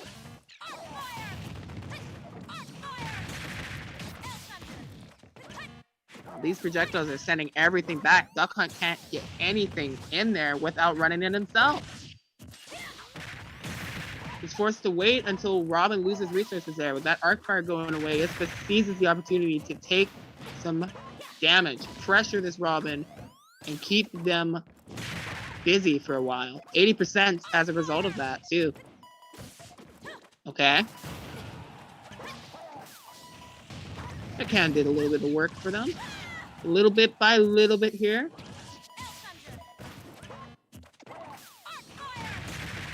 Actually, don't know if Duck Hunt's upper is going to kill there, so it's more so just threatening that space and forcing Robin to stay grounded, which is exactly how Koi wants to be right now. They want to be able to set up from that range to wall out any projectile attempts. Again, Ispa tries to defend with the can, but Robin sneaks right past it with the back air.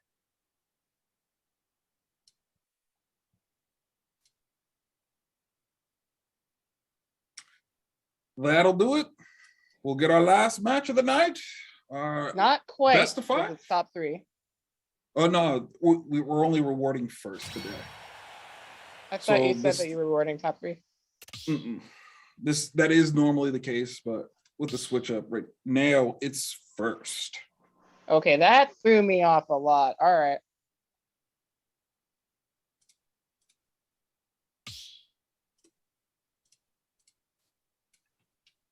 Oh shit.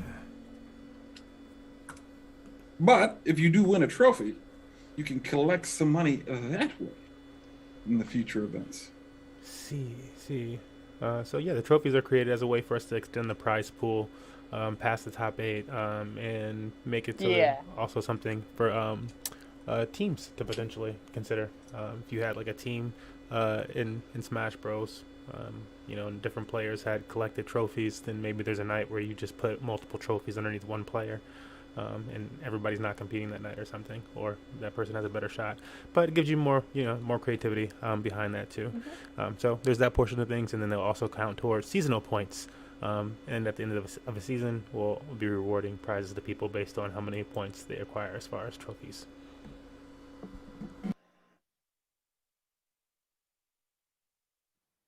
The system keeps changing. It's throwing me off.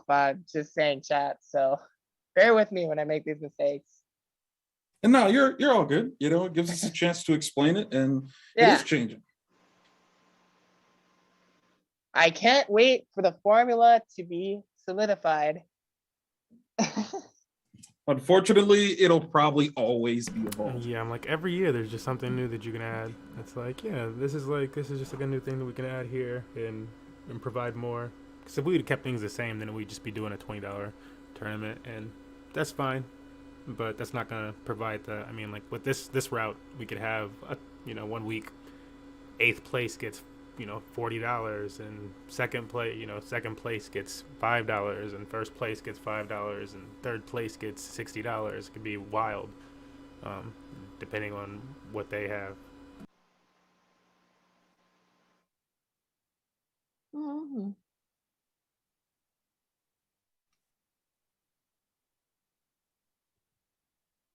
Well, I'm in any case then. Koi gets the run back over Ispa, sending Ispa out at 3rd place, but a very nice winner's run from Ispa though. Definitely used their player skill and fundamentals to their advantage. I think that's a me Some of those sortie. matches were tough.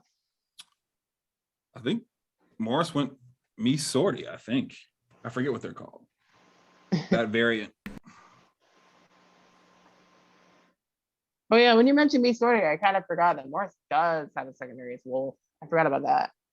I always forget that they have a secondary. Yeah. So while we still seem to be like on a small break, I'm gonna play another video. We'll get things set in the background. Again, shout out to our sponsors before you roll into that. Shout out to our sponsors tonight, including Rex Satoshi on Twitter.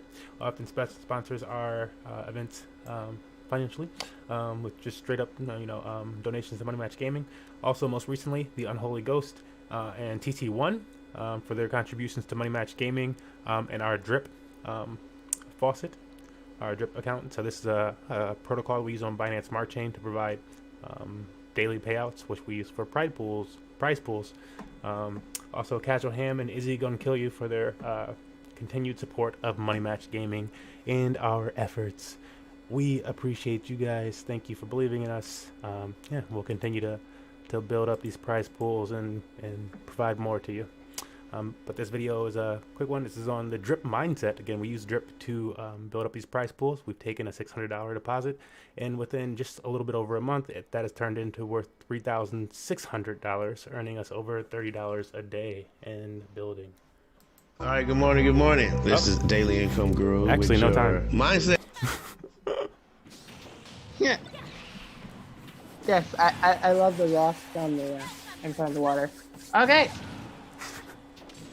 I have no idea what this is referencing, but this definitely looks like it's either referencing something from an anime or it's a complete original character I've never heard of. Assassin's Creed. Altair.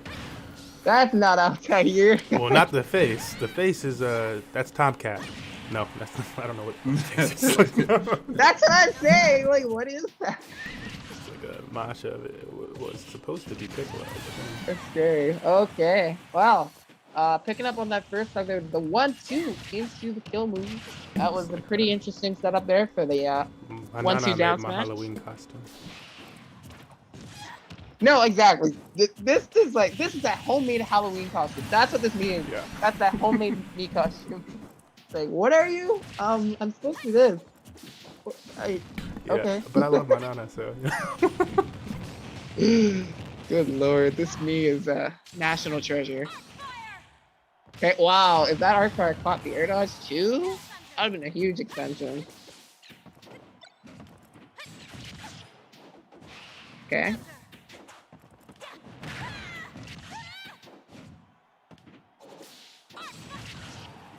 They're making a lot of use off of the burst. I believe it's their down special that they're using there. It's that burst move that's just coming through and helping as a mix up off a ledge too. Just really keeping Robin in check right now with that. It keeps striking too. Now, is this gonna work? Hold on.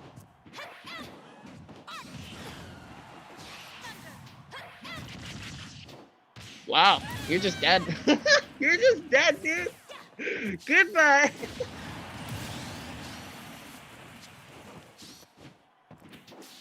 Back to neck and neck. Yeah, keeping it very close and competitive right now with Koi. They make so much off of their extension combos. I think around mid% is where they become the most deadly too. Because in those cases, they could find a kill off of them too. Okie dokie, arc fire. Blocking the aerial approach. Low recovery. You have so much verticality on that up special with Miso Fair. It's very similar to Ice. You only really have a lot of verticality to it. You don't have much else with it. And you're forced to come down with it too. There's no mix up with that. Okay. Closing the distance. Really good back air right there from Morris.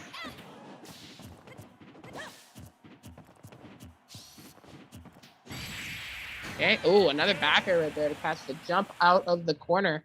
Kind of air dodged in right there and was not very comfortable in that position there. Morris with the beast sword fire. Yeah, let's get a good look at this guy. Look at it in all its glory. All that glory. You got some antenna and an Altair costume and a blue beard, cat mouth, triangle nose, yellow eyes. Yeah.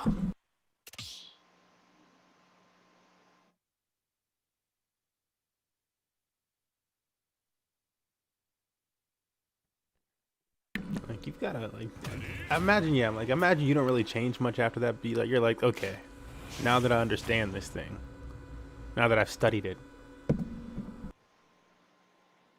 Absolutely, McCoy. You don't need you know that Morris doesn't actually play this character, so you don't need to switch off against B Sword Fighter. Like, what character does this character counterpick anyway? You're just getting caught off guard. That happens. No, this could be his nightly routine. Like, you know what? Before I go to sleep, get some me time in. Atmosphere. The new meaning to me time.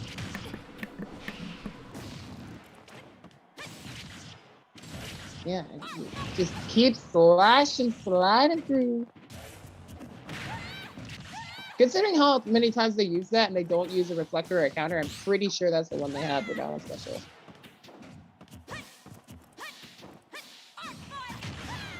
Let's make it work. Maybe Koi might have to switch after this game, maybe.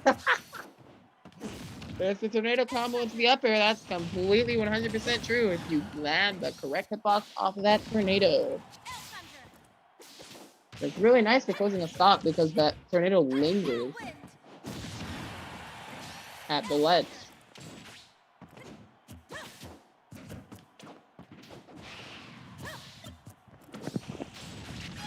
Trying to make some good damage, just bursting over the arc card. Just waits for it to land on the ground and make use of the aerial speed. He's making it look like such a good move. That actually might be side B. I'm gonna what is that side B and I'm just saying down B? I'm seeing a different animation from something that looks very similar. And that might actually just be side B. If that's a side B, I've never seen that in my life. I didn't even know that was a good move. I always see the chakram. I really like the chakram too, personally. Good combo tool. Air dodge right through the front, through the tornado. That helps.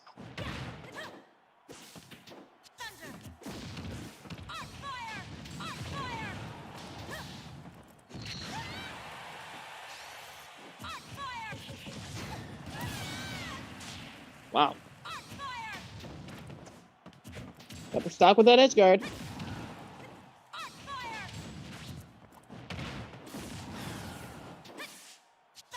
What does learn this matchup quick? Gonna be sitting down 2 against Morris's knee surfer, which is really bad because even if they figured it out at that point, then they're gonna be up against Morris's Rob with at least 2 games that they'd have to win. And I don't think Morris is exactly afraid of fighting Rob versus Robin, so I have to see here. A little bit of the tomahawk. It does punish the shield, but it doesn't lead to anything for a kill. So Morris is staying alive a little bit longer before losing that Sox that Forte.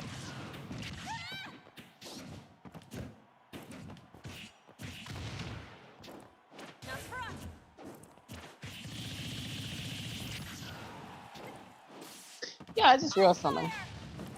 But it is side special. It's called Gale Stab.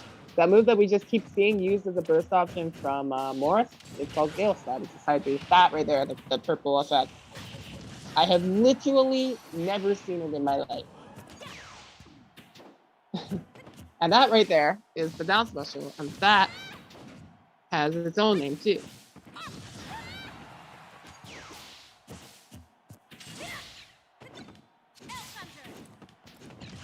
But yeah, wow, Gale Stab is actually like kind of good for mix-up on movement there. Otherwise, V Surfer is kind of a slow character, which is one of his main weaknesses.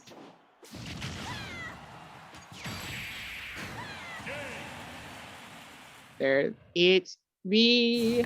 Got the kill. That second win. Can we beat the Me Sword Fighter, Koi? I'm getting a little nervous for you.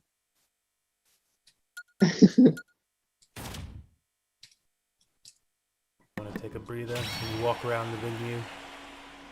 The move that looks like it's a similar move to the move that I'm calling Gale Step that we're seeing a little bit less with the yellow effect on it, that's called Power Thrust, and that's a sound special. Right. Why are those moves just basically the same thing? They look like they're the same move. Why do you have this? I'm sure the down special has like more knockback or something, so it has a different effect, but like, I'm not gonna lie. I'm kind of digging this moveset for me, Surfer, actually. Yeah. It's very much more like sword combat oriented than zoner based, which is more of what you see from me, Surfer, is a really effective. That and a lot of grappling. Cool. And yeah, I haven't seen either really. Like, I never really see me Surfer that plays like an actual sword fighter archetype, but this set that Morph has allows them to play that a lot. And you have the power of the wind. The wind magic. Screen, my brother. Facts. Oh, you can't see that? What's wrong with you? We're good now. Oh, hang on. Might be an opportunity. No, Gale Step gets them back to the ledge. You got tricked to neutral up right after the arc fire. Never do that. Now you're rolling into it. Okay. Oh, you're just dead? Wow. Okay. Quite time in that upper, getting the upper for a trade ended up leading to a situation where they could just get the kill. See, the thing is, if Quinn didn't trade there, they had a good position, but they couldn't just true follow up like that. But because they got hit up with them, they were in the right position to get the kill. So that was a little bit unfortunate for Morris, honestly. This server's gonna have a little bit of trouble getting this kill here. We see like the percent that we mainly see me Surfer getting kills is not exactly a high percent. So big opportunity there to get that forward smash. He kind of needed a bit of cooldown to be able to punish that or read.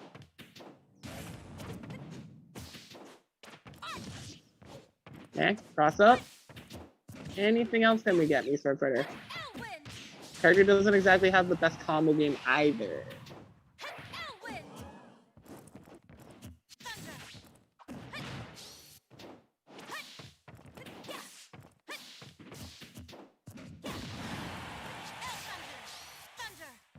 Okay. Oh, I thought that was just too low. I underestimated Stone Scabbard a little bit there. That has massive verticality. Honestly, comparing that to Ike isn't even fair. Are we gonna make it out of this situation? Yeah, I think we're good. That was a very close call, though. The jab actually worked as intended. Could have carried them off the screen. So Morris is still alive. Using that power thrust to get back onto the platform. The aerial version of it has a bit more of an angle to it. Oh, caught the landing with the Gale Strike. Okay. Finally, Koi is able to get a kill there. For how long that Morris lived there, I would honestly say this is much more... A comeback is doable here, but you just took 75%. That is so good from Koi. To really minimize the amount of interactions needed to win this game. Oh, Arcfire isn't enough to punish that? Really? Oh, okay. Well, the trade will do it. Absolutely. We have the meats. Ah, good interception from Koi there. That was a very solid game compared to the first two games for Koi there, so a good response.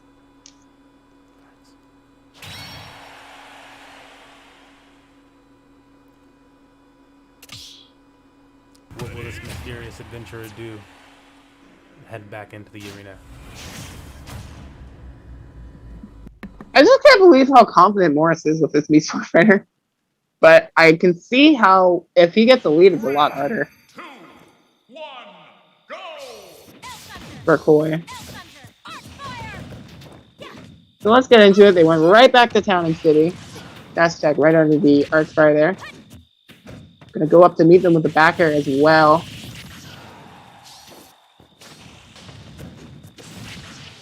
I think the dear viewers would like the screen maximized. There we go. Okay. Wow. Really liking the use of the tilt from me Sword Fighter in this game here. Just playing a really good up close game here. Down throw into up air. People always say that's true. This is just not. If you DI it correctly, you're completely fine. But imagine if Meat Sweater did have a true kill confirm off a grab, he would have something that not very many characters in this game have, actually.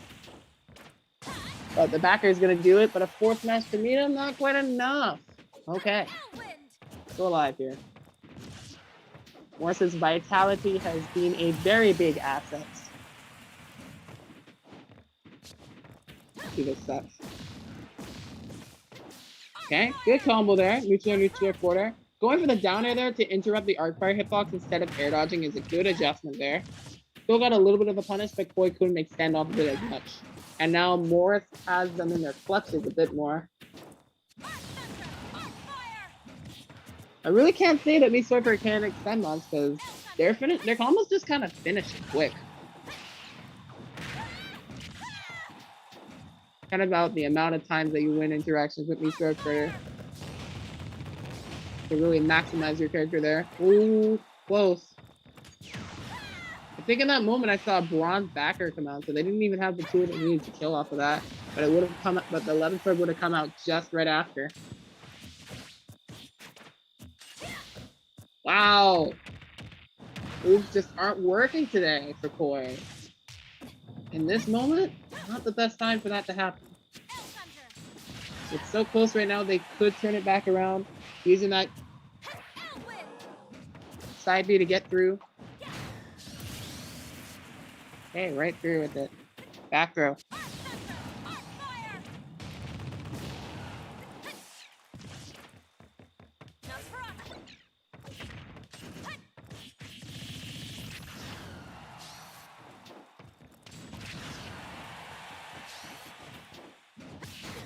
One 162 finally gets the kill with the neutral air.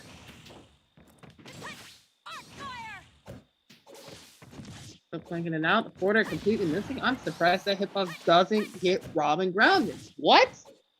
That move should absolutely hit people grounded. How did that miss?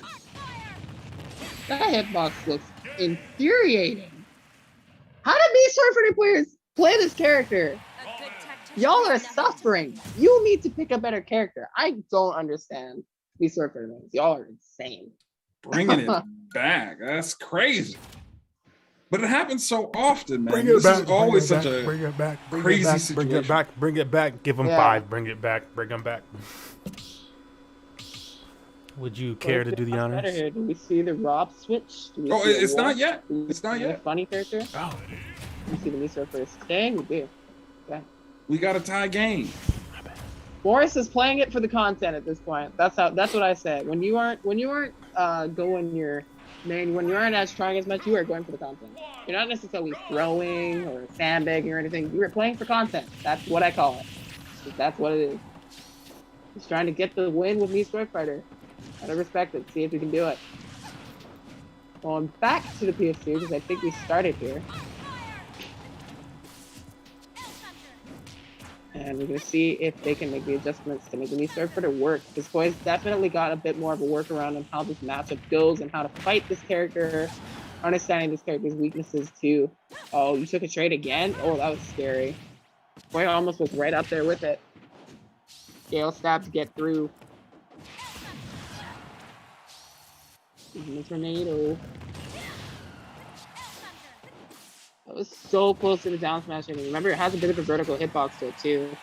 You just straight up died of the reverse hitbox of that? That looks disgusting. You died of that.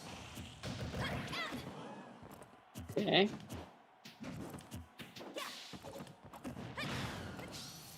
Back there from Koi, gets stage advantage. Oh, just a little bit too early, you're gonna die to that. Snow Scabbard actually was so powerful. I don't know why that move is so strong. But it definitely seems like a good balance decision, and I agree with that entirely. That move has so much lag to it. So a move like that absolutely should be that strong. Oh wow, just a straight up run up jab? I didn't even know Meat Surfer had the run speed to do that. I didn't think he did. I usually see me sword fighter players handle jab lock situations with shotgun instead.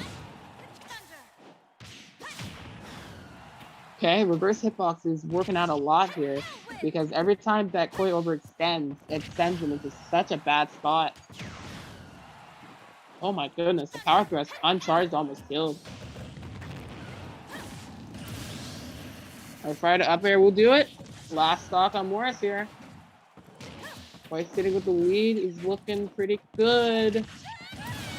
Surprise up smash though coming out. This is absolutely doable for Morris's knee sword fighter.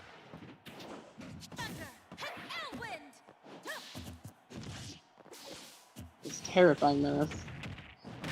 Okay, nice empty landing there. Get the grab. No up air though. Still gonna keep trying for it because if you land it, at least adds a little bit more percent. And I don't know exactly how knee sword fighter can cover mix-ups off of down throw if people keep air dodging, so. And I just have to hope, I think, in that situation. I don't know. I suppose it could delay a neutral air.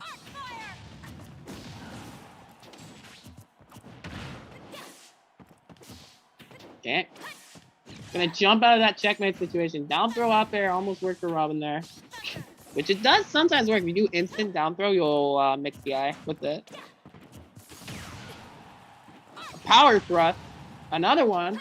Got him off stage. Tries to go for the finishing edge guard with a forward air. Koi just barely escapes that situation. This one that grab's gonna cause some trouble for Morris. Sent up high. Koi's getting time to charge the resources. That's it. Bracket resets. Reset. I can't believe how often this happens. I'm not gonna lie to you. This happens kind of a lot. Now, mind you, he was playing his secondary. I think we can all agree with that. That's not his secondary. It's not a secondary, no? No. Morris does not play me sword fighter. As I said, that's his me time. Yeah, that's what I said. That's his secondary. Me time. I'm wrong? Don't Morris play Rob? Yeah. I don't know if that would be secondary. You know what No, I'm saying Morris does not play me sword fighter. Yeah. That's what I'm saying. That's not a secondary. That's, secondary is like, it's my second go-to, like, you know what I'm saying? Yeah. The secondary is pretty much someone that you would have set up to play. Yeah, you're the type of person to walk into a sidekicks guild and piss everybody off. Like, this. What are you guys here for? Oh. Maybe I'm wrong. Let me just check some data real quick then. Because I never saw me sword fighter. I saw Wolf a few times. Oh, that's true too. Wolf of fucks. That's what I mentioned earlier about Wolf. Ah, there it is. Here it comes. Unlocked Morris second form. Here comes the robot pain.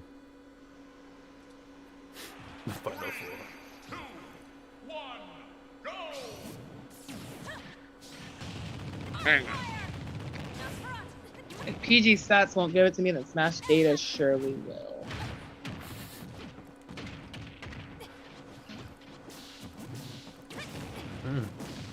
Oh, he's coming out angry. He angry. Mad.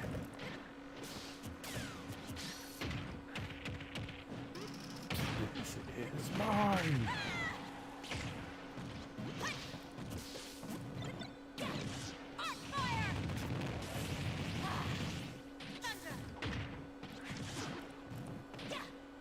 Follow-up game off of that.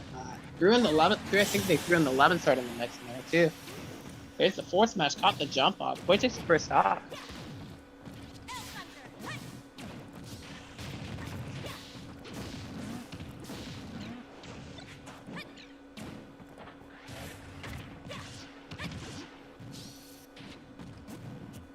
So current registration, okay, we can give Morris a bit of credit here. When it comes to times that they've played other characters in tournament, they played Wolf 139 games, and they've played me sword fighter 91. So honestly, I guess that's about the same as a Wolf. But me sword fighter sucks. That's unfortunate. There were a lot of situations where Morris honestly could have probably won in that last set with the me sword fighter, but the character just did not let him. Kind of happens. Unfortunate, really. Hit me with that. I will not accept it.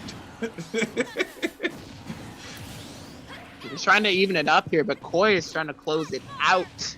Get that stock off with the neutral air.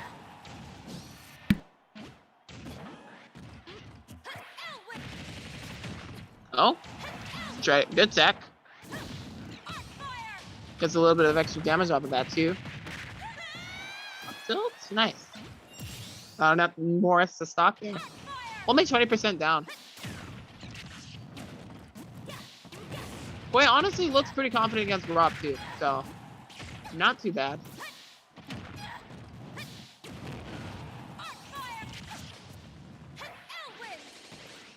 Okay, just barely the weave around there. Goes for the backer and the forward air, just interrupting the attempt on the up smash there. We're getting off of that platform of the roll, picking a lot of the right options in defense right now, mixing up with the empty landing Nosferatu. And the percent is back to even here, with slight control too. Morris sneaks around with the overhead neutral air. But it's not going to close in. Instead, Koi is going to take the first game with that arc fire. Very delicately placed into the backer. Shouldn't have given me this.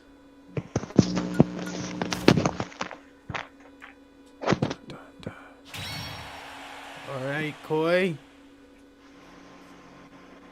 Morris, let's go to the show. It's getting interesting. It's getting interesting. Defend yourself. It's the last thing between me and Arcane.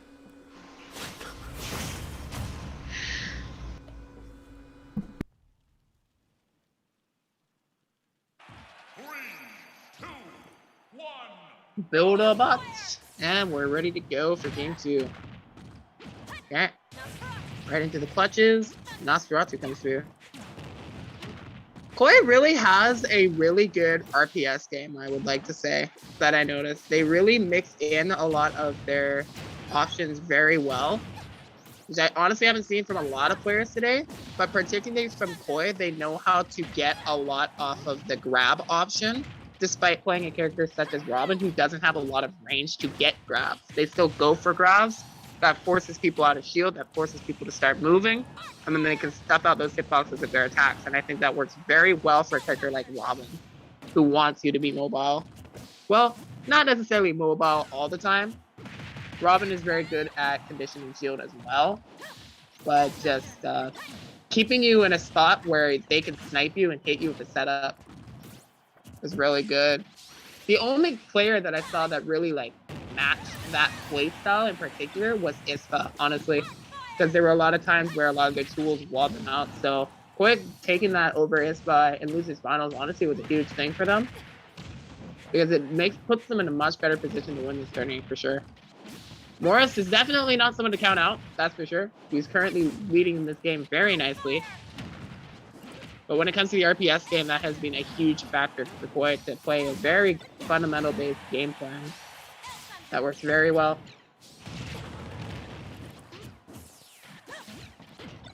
We got Morris right here. Quarter out of shield. Just looking to take your next stock any moment now. Goes to the back here but gets disrupted. Might not have exactly been ready for an arc fire landing there either. A bit of a surprise option.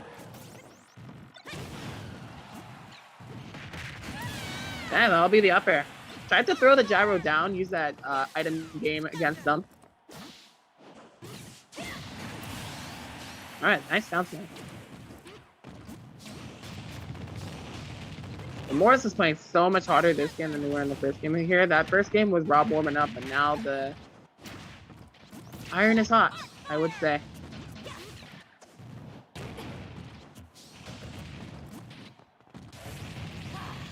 Okay, Nosferatu. Yeah, it's just these little moments where they just run in like that. Just something just like that.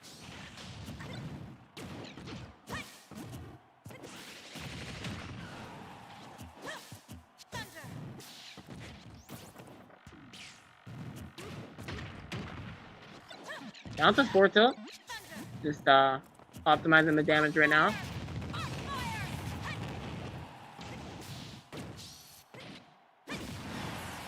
Okay, just waiting for the air dodge there to get that backer off. Boy, looking for an opportunity to get this kill here.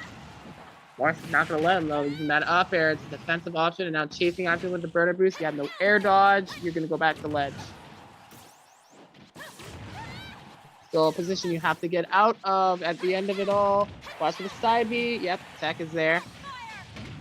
Okay, Morris.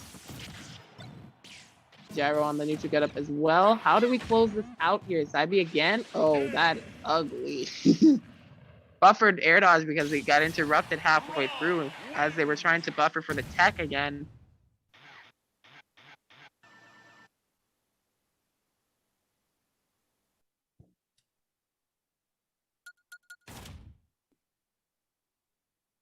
One. All right. Anybody schmattle? Schmite. Town and city. We at least got a different stage.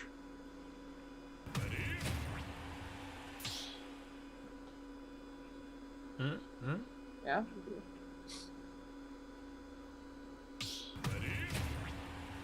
Yeah, we're back in there.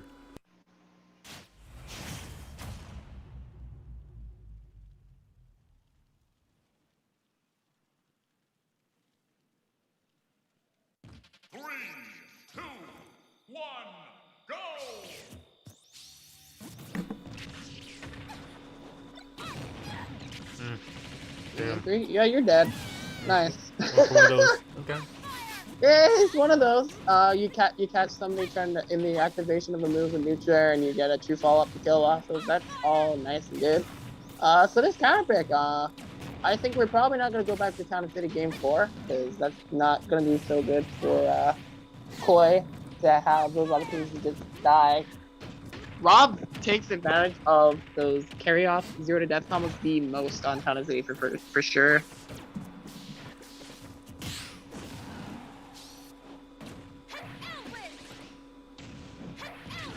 Wait, it's trying to answer back though, using the angles on the L1 there. Oh, nope. There, no, didn't get the jab they wanted there. And once again, Morris is able to put up the shield. I think if they got the gentleman jab there, would have killed on the platform.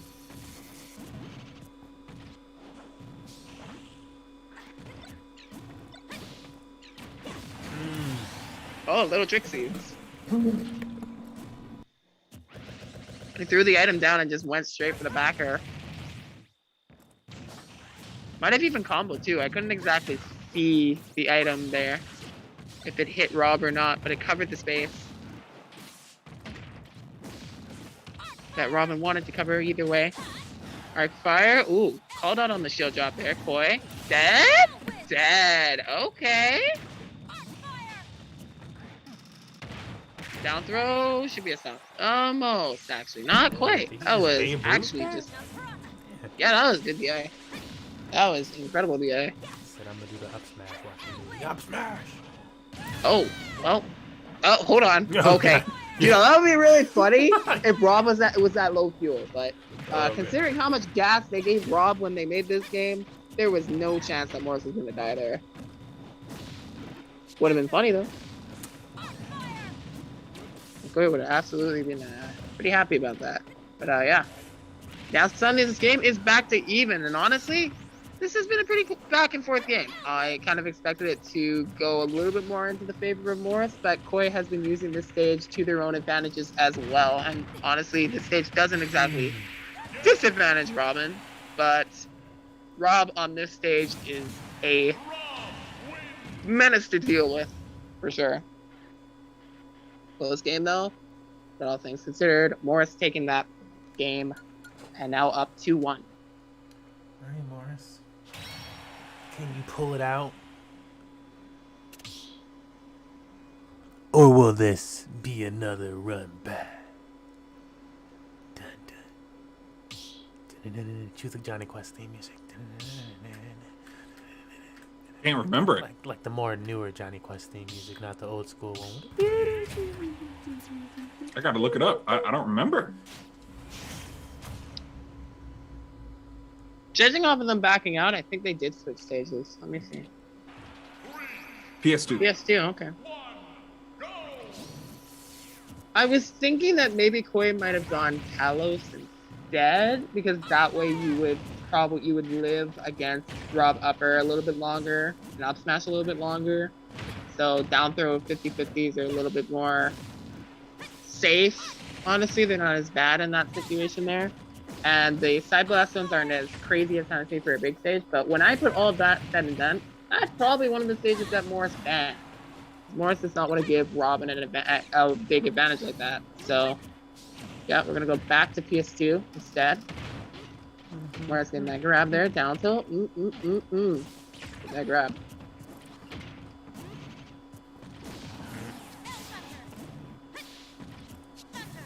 Okay. Little surprise side B there. You don't really see side B used as often in neutral, but it was a good call out in that instance for just covering the jump because of the big hitbox on it. Otherwise, grounded mob side B, you'll never see that because that move is unsafe. And there's way better options to punish with in that situation. Koi getting the first stock there. The Thunderbook broke as Rob approached him there, so he got a little bit of extra percent. Oh, that arc fire timing. Yep, got the Nosferatu, got the book. With the swiftness too, they Z-catched it, I saw that. You might not have noticed it if you were watching too, but just the animation of them throwing it too really helped out.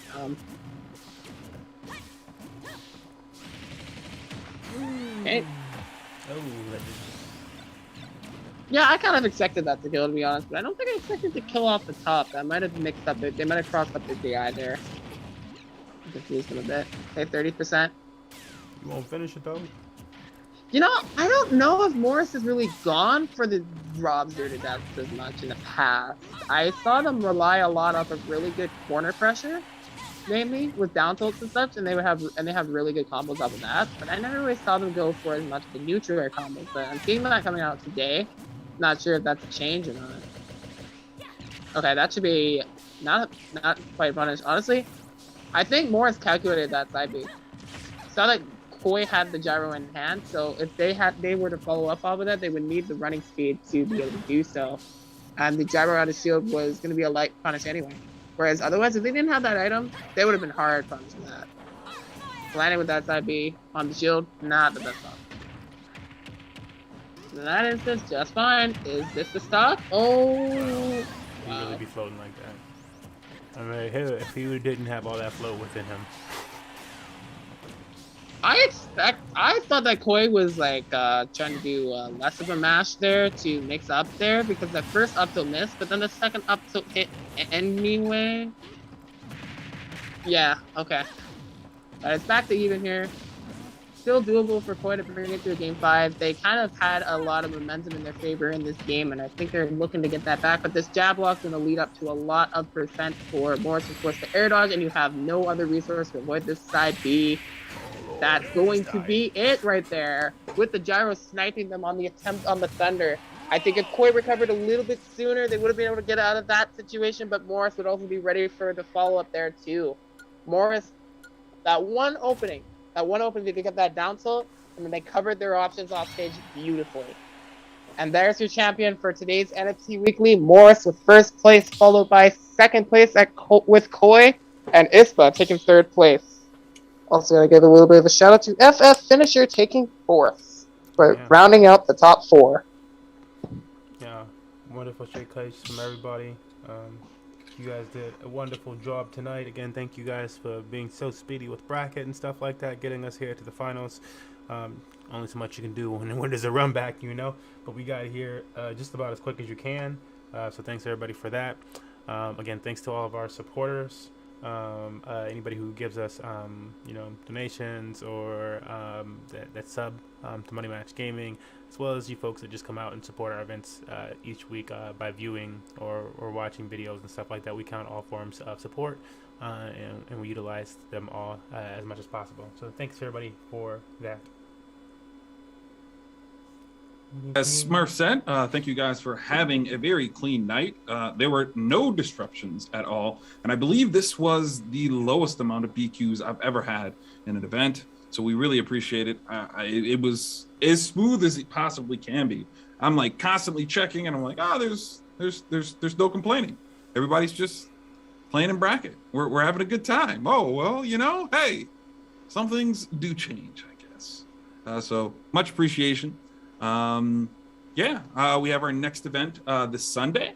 It is our first Halo event, as long as we get a couple people. If we don't get it this time, we'll probably change up the format a little bit and go from there. But hopefully you guys are into that, and we'll see you there. Yeah. Halo soon. The dream.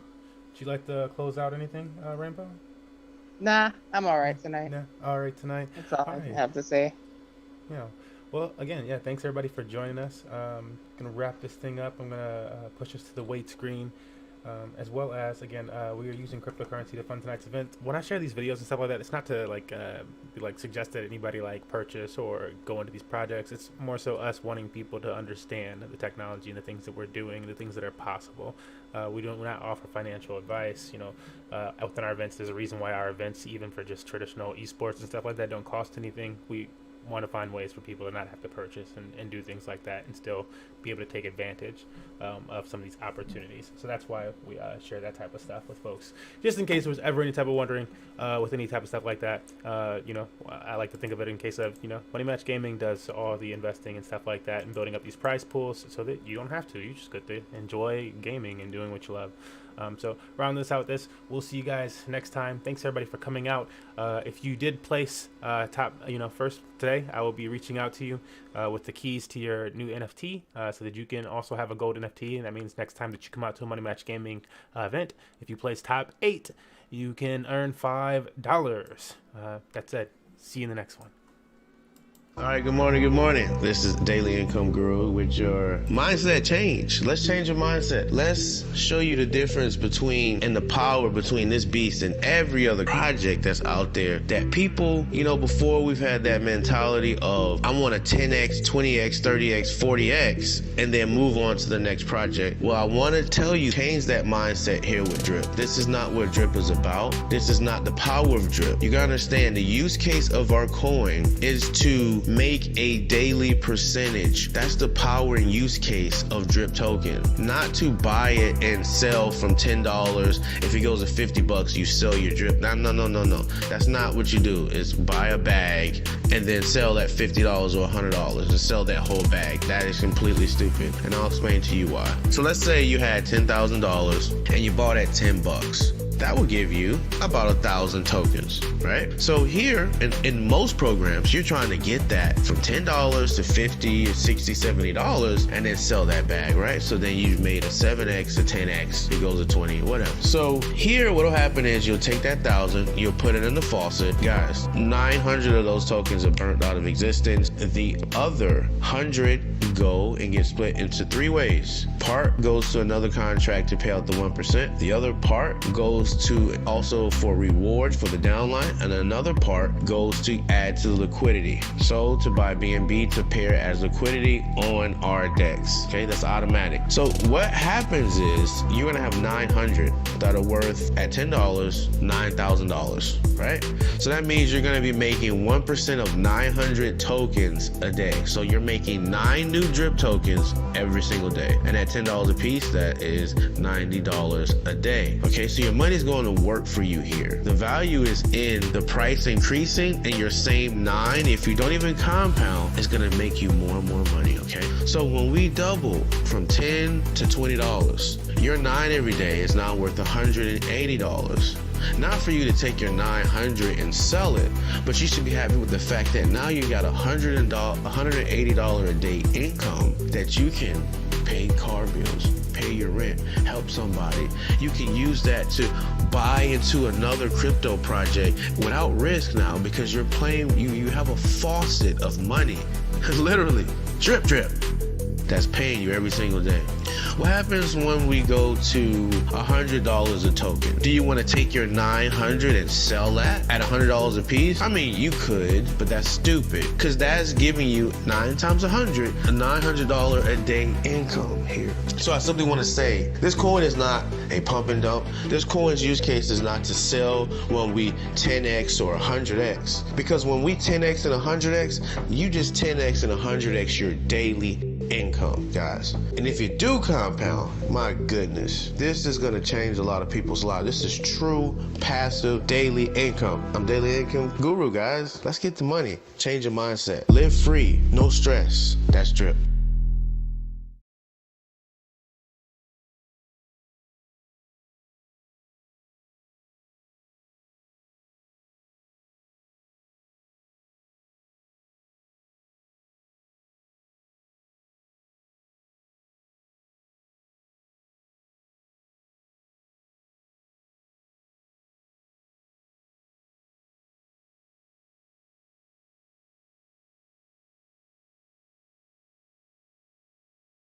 Good night.